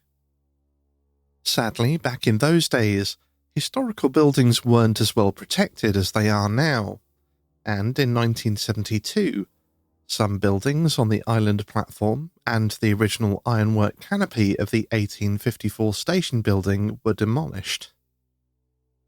It seems that, after the fact, the wisdom of destroying this heritage architecture was called into question, and in 1979, the station was listed, giving it protection as a building of historical note.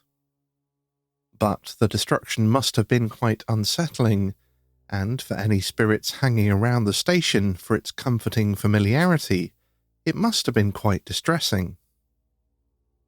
It makes sense to me that this upheaval could have sparked the great number of ensuing sightings of the station's resident ghost.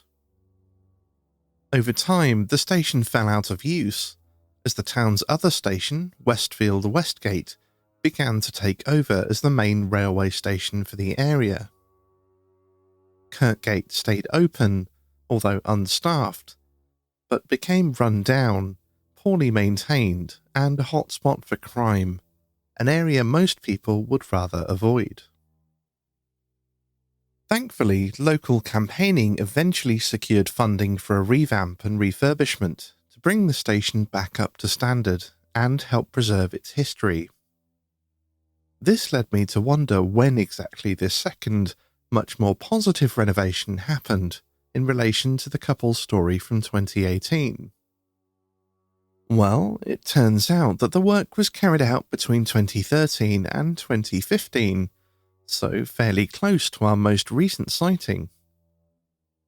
Did this building work kick off another spate of sightings of the phantom Victorian lady?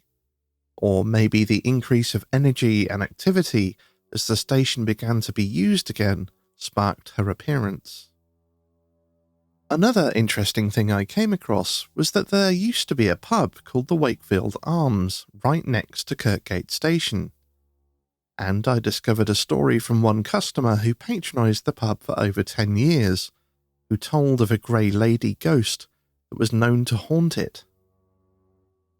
He claimed that if customers ever spoke of the ghost whilst on the premises, they would experience lights flickering inexplicably and other strange happenings, of which, sadly for us, he does not elaborate.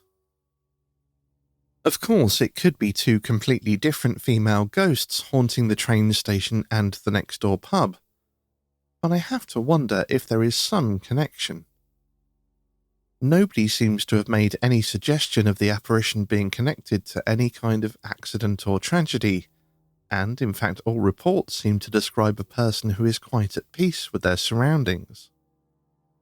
Maybe the train station is just a familiar sight in a landscape otherwise much changed since Victorian times, and so might the resident spirit have also recognised the pub next door as well.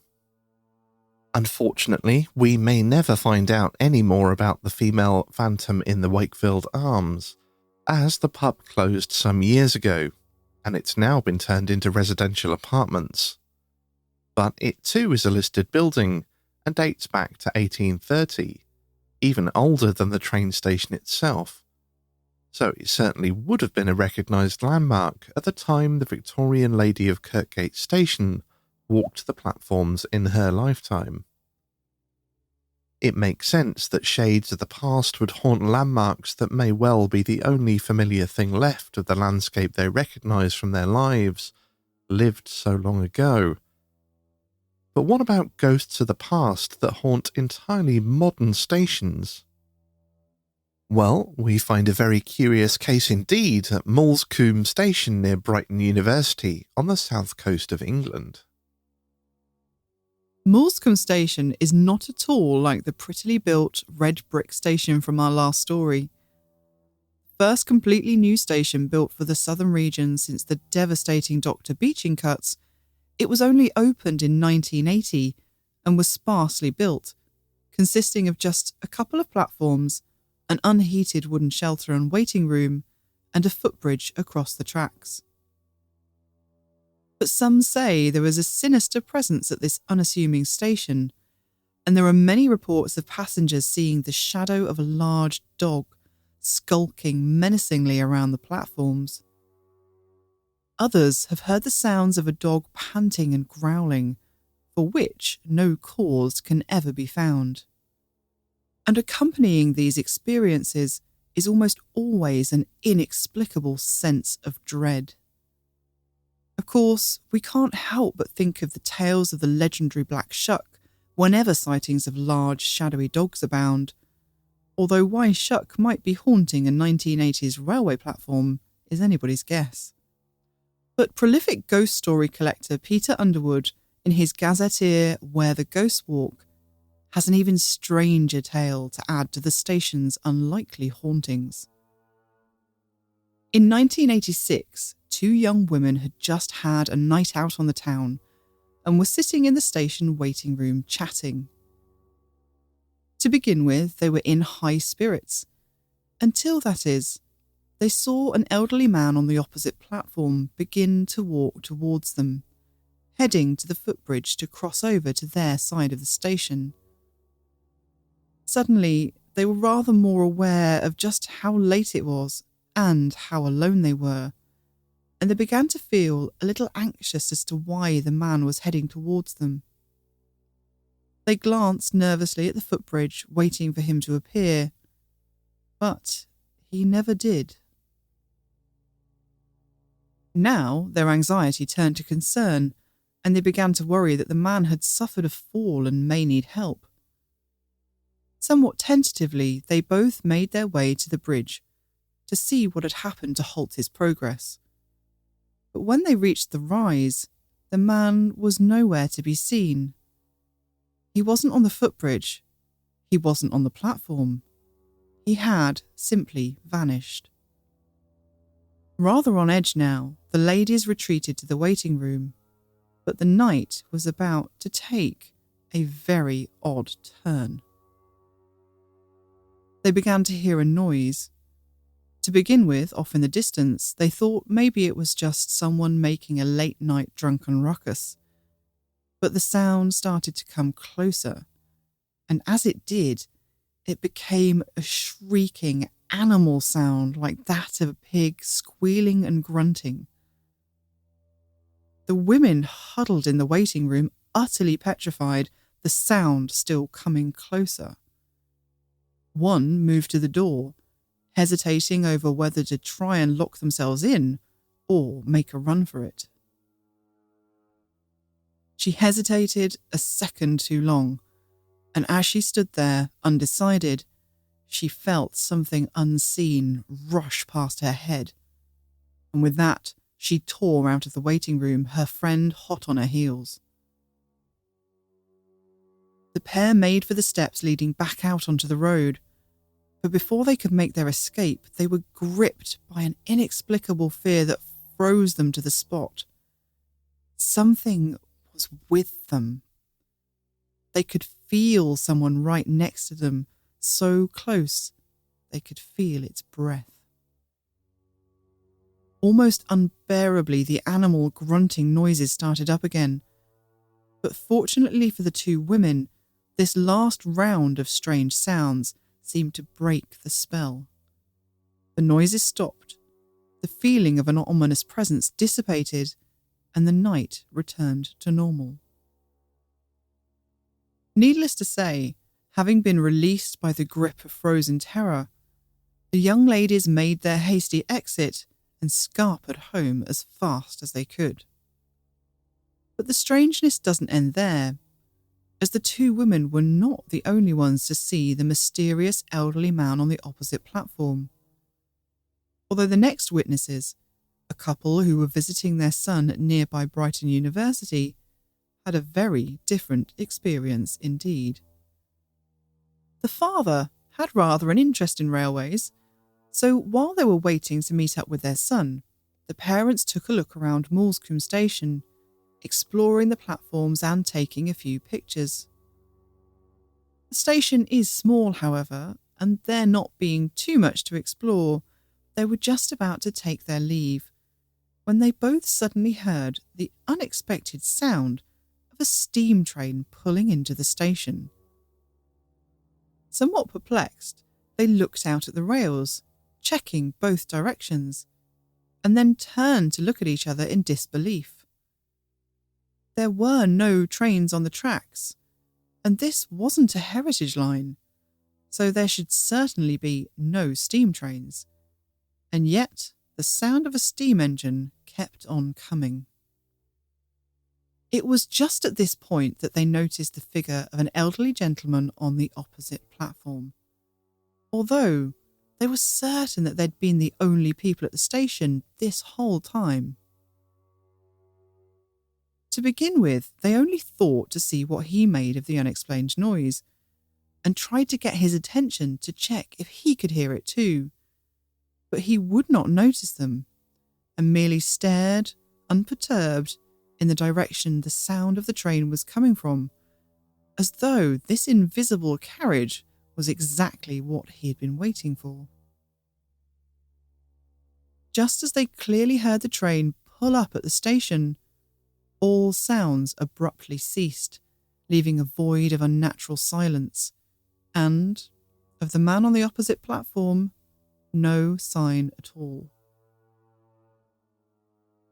By the time Moulscombe Station had been built in 1980, nearly all steam trains had been decommissioned, with only a handful still being used in industry. But it's incredibly unlikely that any steam trains would ever have carried passengers to or from this modern station.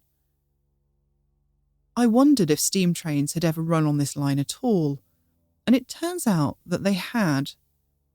I found a lovely anecdote on a local history page from a gentleman who had lived in one of the houses down by the railway tracks in 1947, who remembered waving to the drivers of the steam engines as they passed by, sparks showering down the banks as the drivers waved back. So there were steam trains on the line, but they would never have stopped at Moulscombe because there was no station there. And yet the two witnesses clearly remembered hearing the train pulling into the station and the unidentified man disappearing instantly as though he had just got on the phantom train he'd been looking down the line for. So how on earth has this phantom occurred? I'm not sure we'll ever get the answers to that, but I never cease to be amazed as we dig into more and more stories over the years that the reality of what people experience so often turns out to be far stranger than anything I could imagine. But if you think that Moulscombe has a varied collection of spirits, then just wait, because we're about to alight at our next station in the rural Midlands of England, and it's allegedly one of the most haunted in the country. Rolleston Station is rather more isolated than most of the stations we've visited so far. Positioned on the Nottingham to Lincoln line, the tiny station, consisting of just 2 platforms, 2 open-sided standing shelters and a bike rack, is flanked on one side by the 19th century Southwell racecourse, the small village of Rolleston, population 312, on the other, and nothing much else except fields for miles around. Originally, this stop was merely a junction on the line, and some people still refer to the station as Rolleston Junction. But due to demand for passenger services between Nottingham and Lincoln, Midland Railway opened a station at the former junction in August of 1856. Of course, where there are ghost stories, people are wont to look for tragedies to explain them, and the sad tale of a senior churchwarden at nearby Southwell Minster is often associated with the strange phenomena at the site. The story goes that the elderly churchwarden couldn't hear very well, and so failed to notice an approaching train whilst on the foot crossing one day, and was knocked down, passing away from his injuries before he could be conveyed to the local surgeon in the larger town of Newark. But it doesn't seem to me that the unfortunate warden fits the bill for any of the reported apparitions here, of which many apparently roam the rather bare platforms. Despite the small size of the station and lack of any ticket office or other amenities, there is still, and has been for many years, a gate box next to the line, because just past the station there is a level crossing where the road crosses the train tracks. And due to this, we probably have many more reports of strange goings-on than we otherwise would, because although passengers have also experienced the spirits of the station, the crossing keepers are there night and day, and so some have been very familiar with the resident ghosts of the station, maybe more so than they would have liked. One of the oft-seen phantoms is that of a young man, who is spotted standing on the station platform. He is described as wearing an ill-fitting suit and to be intently studying a newspaper. Various crossing keepers have witnessed the young man over the years, and every time, the man would mysteriously vanish in the blink of an eye, with no way to have escaped from view so fast.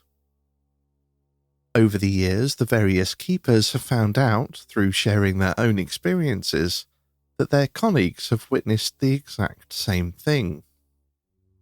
Some who have seen him think that the man has a 1940s era look about him, and have wondered whether the apparition is a result of a time slip or the stone tape theory, an event replaying itself over and over again through time. Other reports describe the man as poring over his newspaper as though he were studying the racing section, which I must admit I thought was a bit of an assumption at first, maybe reading into things a bit based on the proximity of Southwell Racecourse, situated just behind the station. Until, that is, I discovered that apparently a very similar paper-reading figure has been spotted at Southwell Racecourse as well. But the most famous ghost story of Rolleston Station is thought to be connected to a tragedy that occurred on the level crossing in the early 1990s.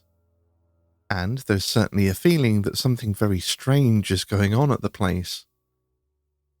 Motorists have reported having had their engines mysteriously cut out whilst on the crossing, some even breaking down completely and needing to be towed away.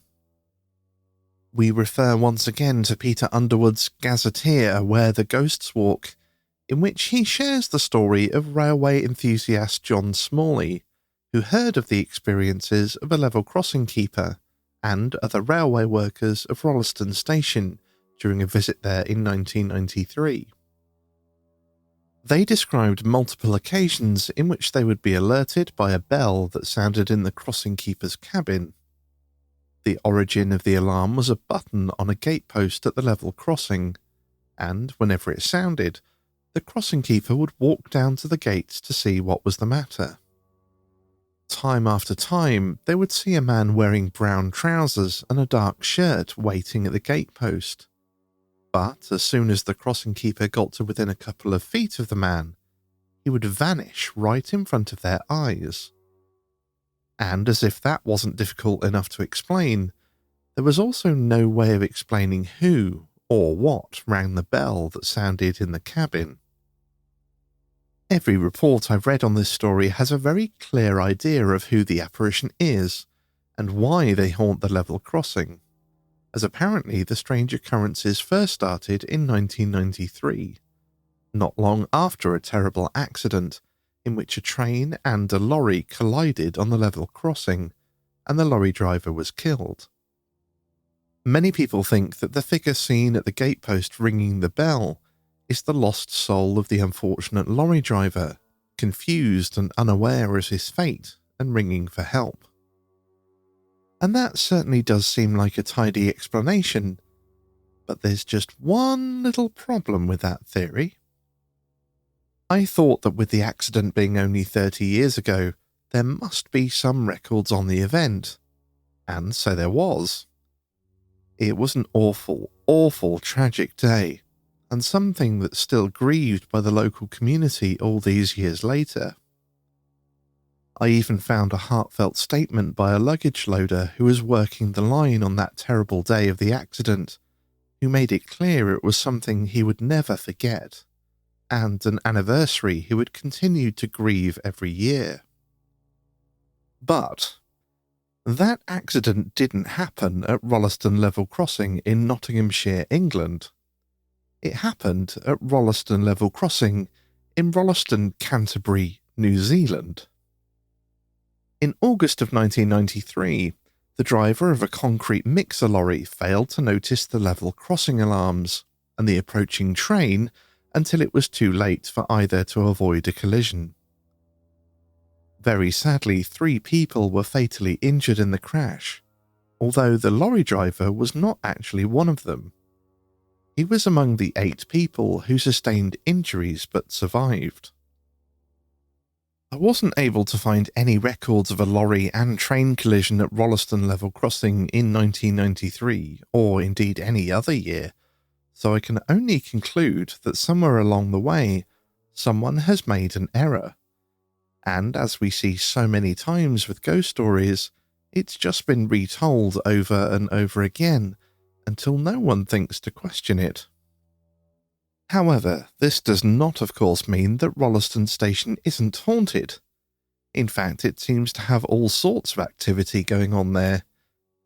Quite aside from the apparitions of the newspaper-reading man and the figure at the gatepost, witnesses have also reported a more sinister, indistinct, dark figure on the platform.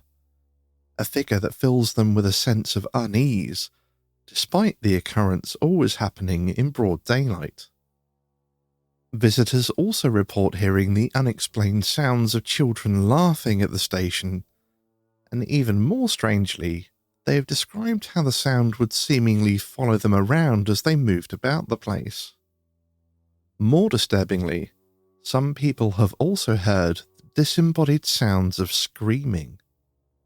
But my favourite story from this very haunted station is not about the ghost of a person, but an actual ghost train.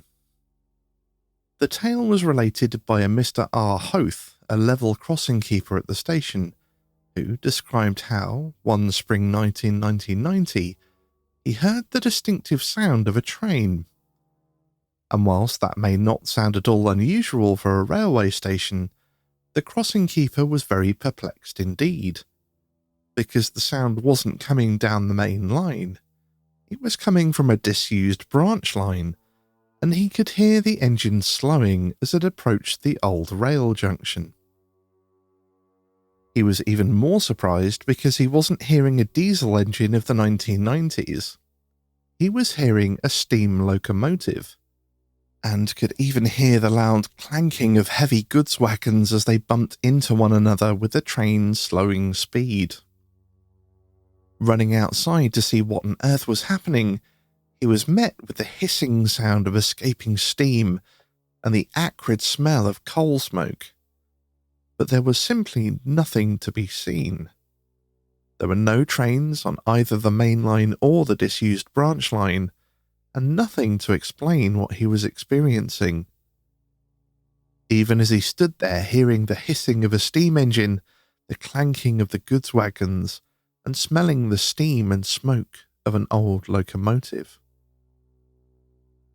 Well, there may have been a bit of a mix-up over the accident at Rolleston Level Crossing, but there is no such confusion at the very famously haunted Conington North Level Crossing in the flat fen landscape of Huntingdonshire.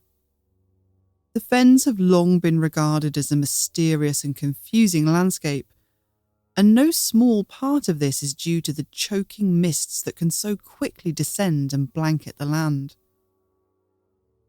Fog always seems to amass more thickly over the flat fenland than elsewhere, and having driven back along narrow, winding fenland roads on foggy winter nights, I can attest to exactly how blinding that fog can be, headlamps only serving to reflect back off the wall of white vapour to dazzle you.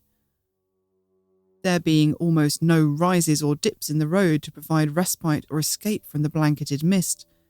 Visibility on the narrow, winding country roads can be terrifyingly poor. And it was on just such a foggy day in March of 1948 that a terrible accident occurred at a level crossing just outside the tiny village of Connington, situated between Peterborough and Huntingdon in the Midlands. In those days, the gates of the level crossing weren't operated by railway workers, and drivers wanting to cross the railway line from either side of the small country road were expected to stop, exit their vehicle, check the lines in both directions, and close the gates again once they had crossed safely. There was a fine of 40 shillings for anyone failing to close the gates again, because doing so could be incredibly dangerous for other road users, who may not even realise the potential danger should the gates be left open. Sadly, not all drivers were conscientious enough to close the gates, and even when they were, crossing the wide tracks could be a dangerous business, and the crossing was the site of many accidents across its decades of operation. A report written in November of 1948 by the Secretary of the Ministry for Transport describes one such tragic accident at this notoriously dangerous level crossing. In dense fog, 10 minutes after sunrise, a light engine travelling at about 20 miles per hour from north to south on the up line collided with a Fordson 2.5-ton covered lorry crossing the line from west to east. Though damage to the engine of the 060 type running tender first was negligible, the lorry, owned by the Huntingdon War Agricultural Executive Committee, was completely wrecked. It was conveying 10 German prisoners of war to their work at neighbouring farms, and its driver was also a German prisoner. I regret to report that 3 of the prisoners were killed outright, and that 3 others, including the driver, died soon after admission to hospital or on their way there. The remaining 5 were seriously injured. To make matters worse, a vehicle carrying those injured in the crash and a doctor attempting to treat them was then involved in another separate collision en route to the hospital. Truly a demonstration of just how deadly those foggy roads could be. And only 7 months later, Connington North level crossing would take another life. The weather wasn't so much to blame this time. There was no mist or fog according to reports, but a confusing set of circumstances proved deadly for a local man attempting to cross the railway tracks one October day in his distinctive Chrysler saloon motorcar. Colonel Arthur Mellows was a well-known figure in the area.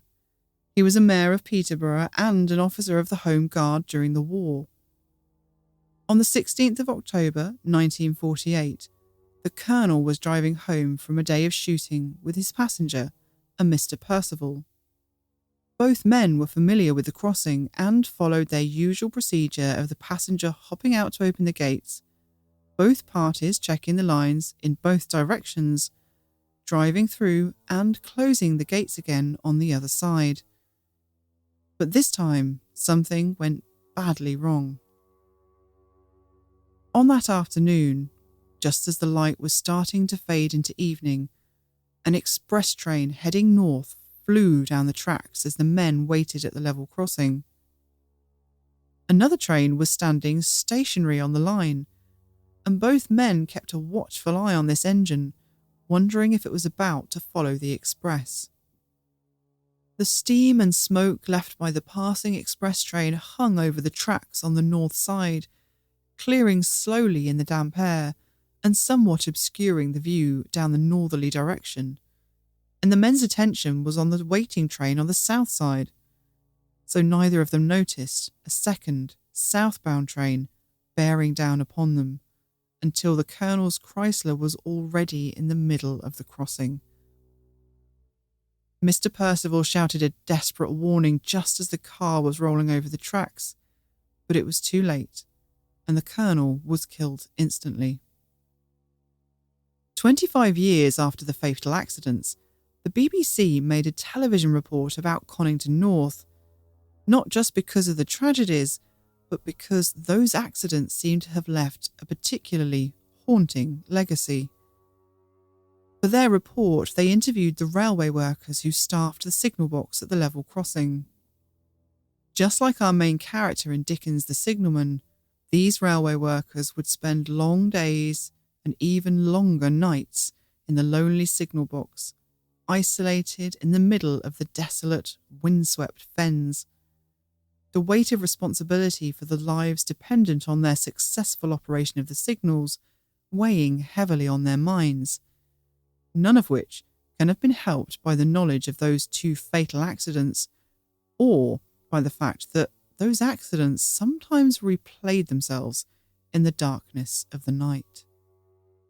In a very telling quote, one railway worker declared, "I wish all them poor souls that got killed on this crossing had took their souls with them."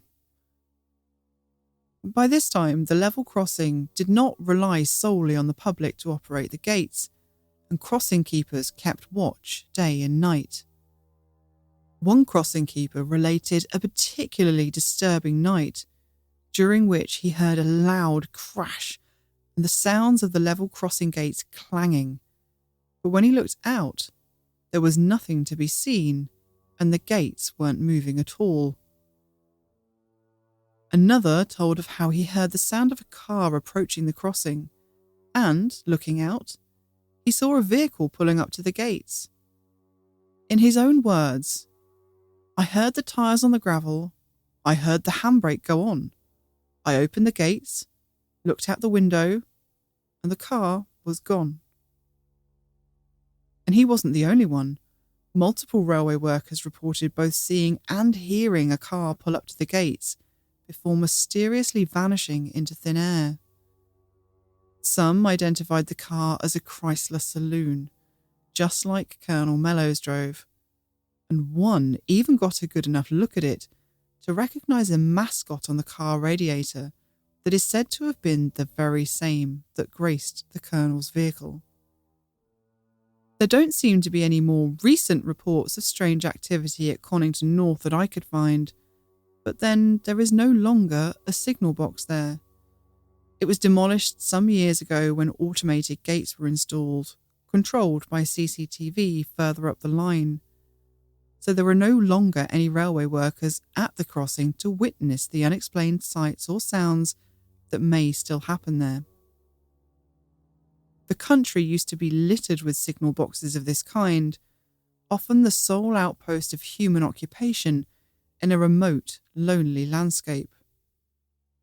Having spent a bit of time studying the surroundings of these crossings and signal boxes in my research, so many of them seemed cast adrift in the middle of a sea of nothingness, and just looking at how lonely they are, tucked away down miles of winding, narrow country roads, it really brings a sense of the creeping isolation portrayed so well in Dickens' tale. One of these signal boxes still survives near the small Lincolnshire village of Halton-le-Moor. Right beside a level crossing over the A46, the tiny wood-siding two-storey signal box on a red brick footing, with its pitch slate roof and steep flight of steps up to the upper cabin, looks out over the London North East Railway line. Back in the 1960s, there was another of these signal boxes just 3 miles down the line, just outside the small village of Claxby. As the staff of the two neighbouring signal boxes conducted their late-night vigils, keeping watch over the line, the signalmen often communicated with one another. But one night in the early 1960s, things took an unhappy turn. The signalman at Claxby was one Aubrey Clark, a man who had worked the signal box for many years. He rode to his place of work down those winding country lanes on a motorbike, and upon arriving at Claxby signal box to relieve whoever was on shift, he would mount the stairs to the cabin with his hands full, his motorcycle helmet under one arm and his lunchbox in the other. When his colleagues heard a kick at the door, they all knew it would be Aubrey, his hands too full to open the door as usual. On that particular night in the 60s, Aubrey was on duty at Claxby, but the signalman at neighbouring Holton Le Moor couldn't seem to get hold of the man despite repeated attempts. In the end, Aubrey's colleague grew worried enough to stop the next train that came through the level crossing and asked the driver to stop at the next signal box down the line and check if all was well. Sadly, all was not well. When the driver arrived at Claxby signal box, he discovered that Aubrey had passed away quietly whilst on duty, sitting in his favourite armchair. Understandably, all the staff that worked the signal box in the weeks following Aubrey's unexpected passing felt uneasy, alone in the box at night, with a death so recent. One worker couldn't bear having to look all day at the armchair that Aubrey was found in, and replaced it with a different one. But if that made them feel more at ease, the relief wasn't to last for long. The week after Aubrey's passing started calmly enough, but as the days went on, one of the signalmen, Ted Hudson, began to hear strange noises that he couldn't explain. His shifts were long, lonely and quiet, and in that uncomfortable silence, he started to hear the sound of breathing, heavy breathing, right there in the cabin with him. It sounded as though it was coming from the armchair. Ted did not believe in the paranormal and convinced himself it must be the sound of birds nesting in the roof. Whenever the heavy breathing sound would start up, he went around the walls of the signal box banging them with a broom and fully expecting a flurry of startled birds to come flying out. But no birds ever did. The breathing noises continued to unsettle him, and he could find no reasonable explanation. But he didn't want his colleagues to make fun of him, and so he told no one of the strange noises. And then, one night, he experienced far more than just strange noises. That night, Ted was expecting a plate-laying gang to arrive at the level crossing around midnight to undertake some essential track maintenance. Truth be told, he was rather looking forward to having a group of people out there with him, making noise and bustle to break up the tense silence at the isolated signal box, and maybe to ward off the unsettling sounds of heavy breathing.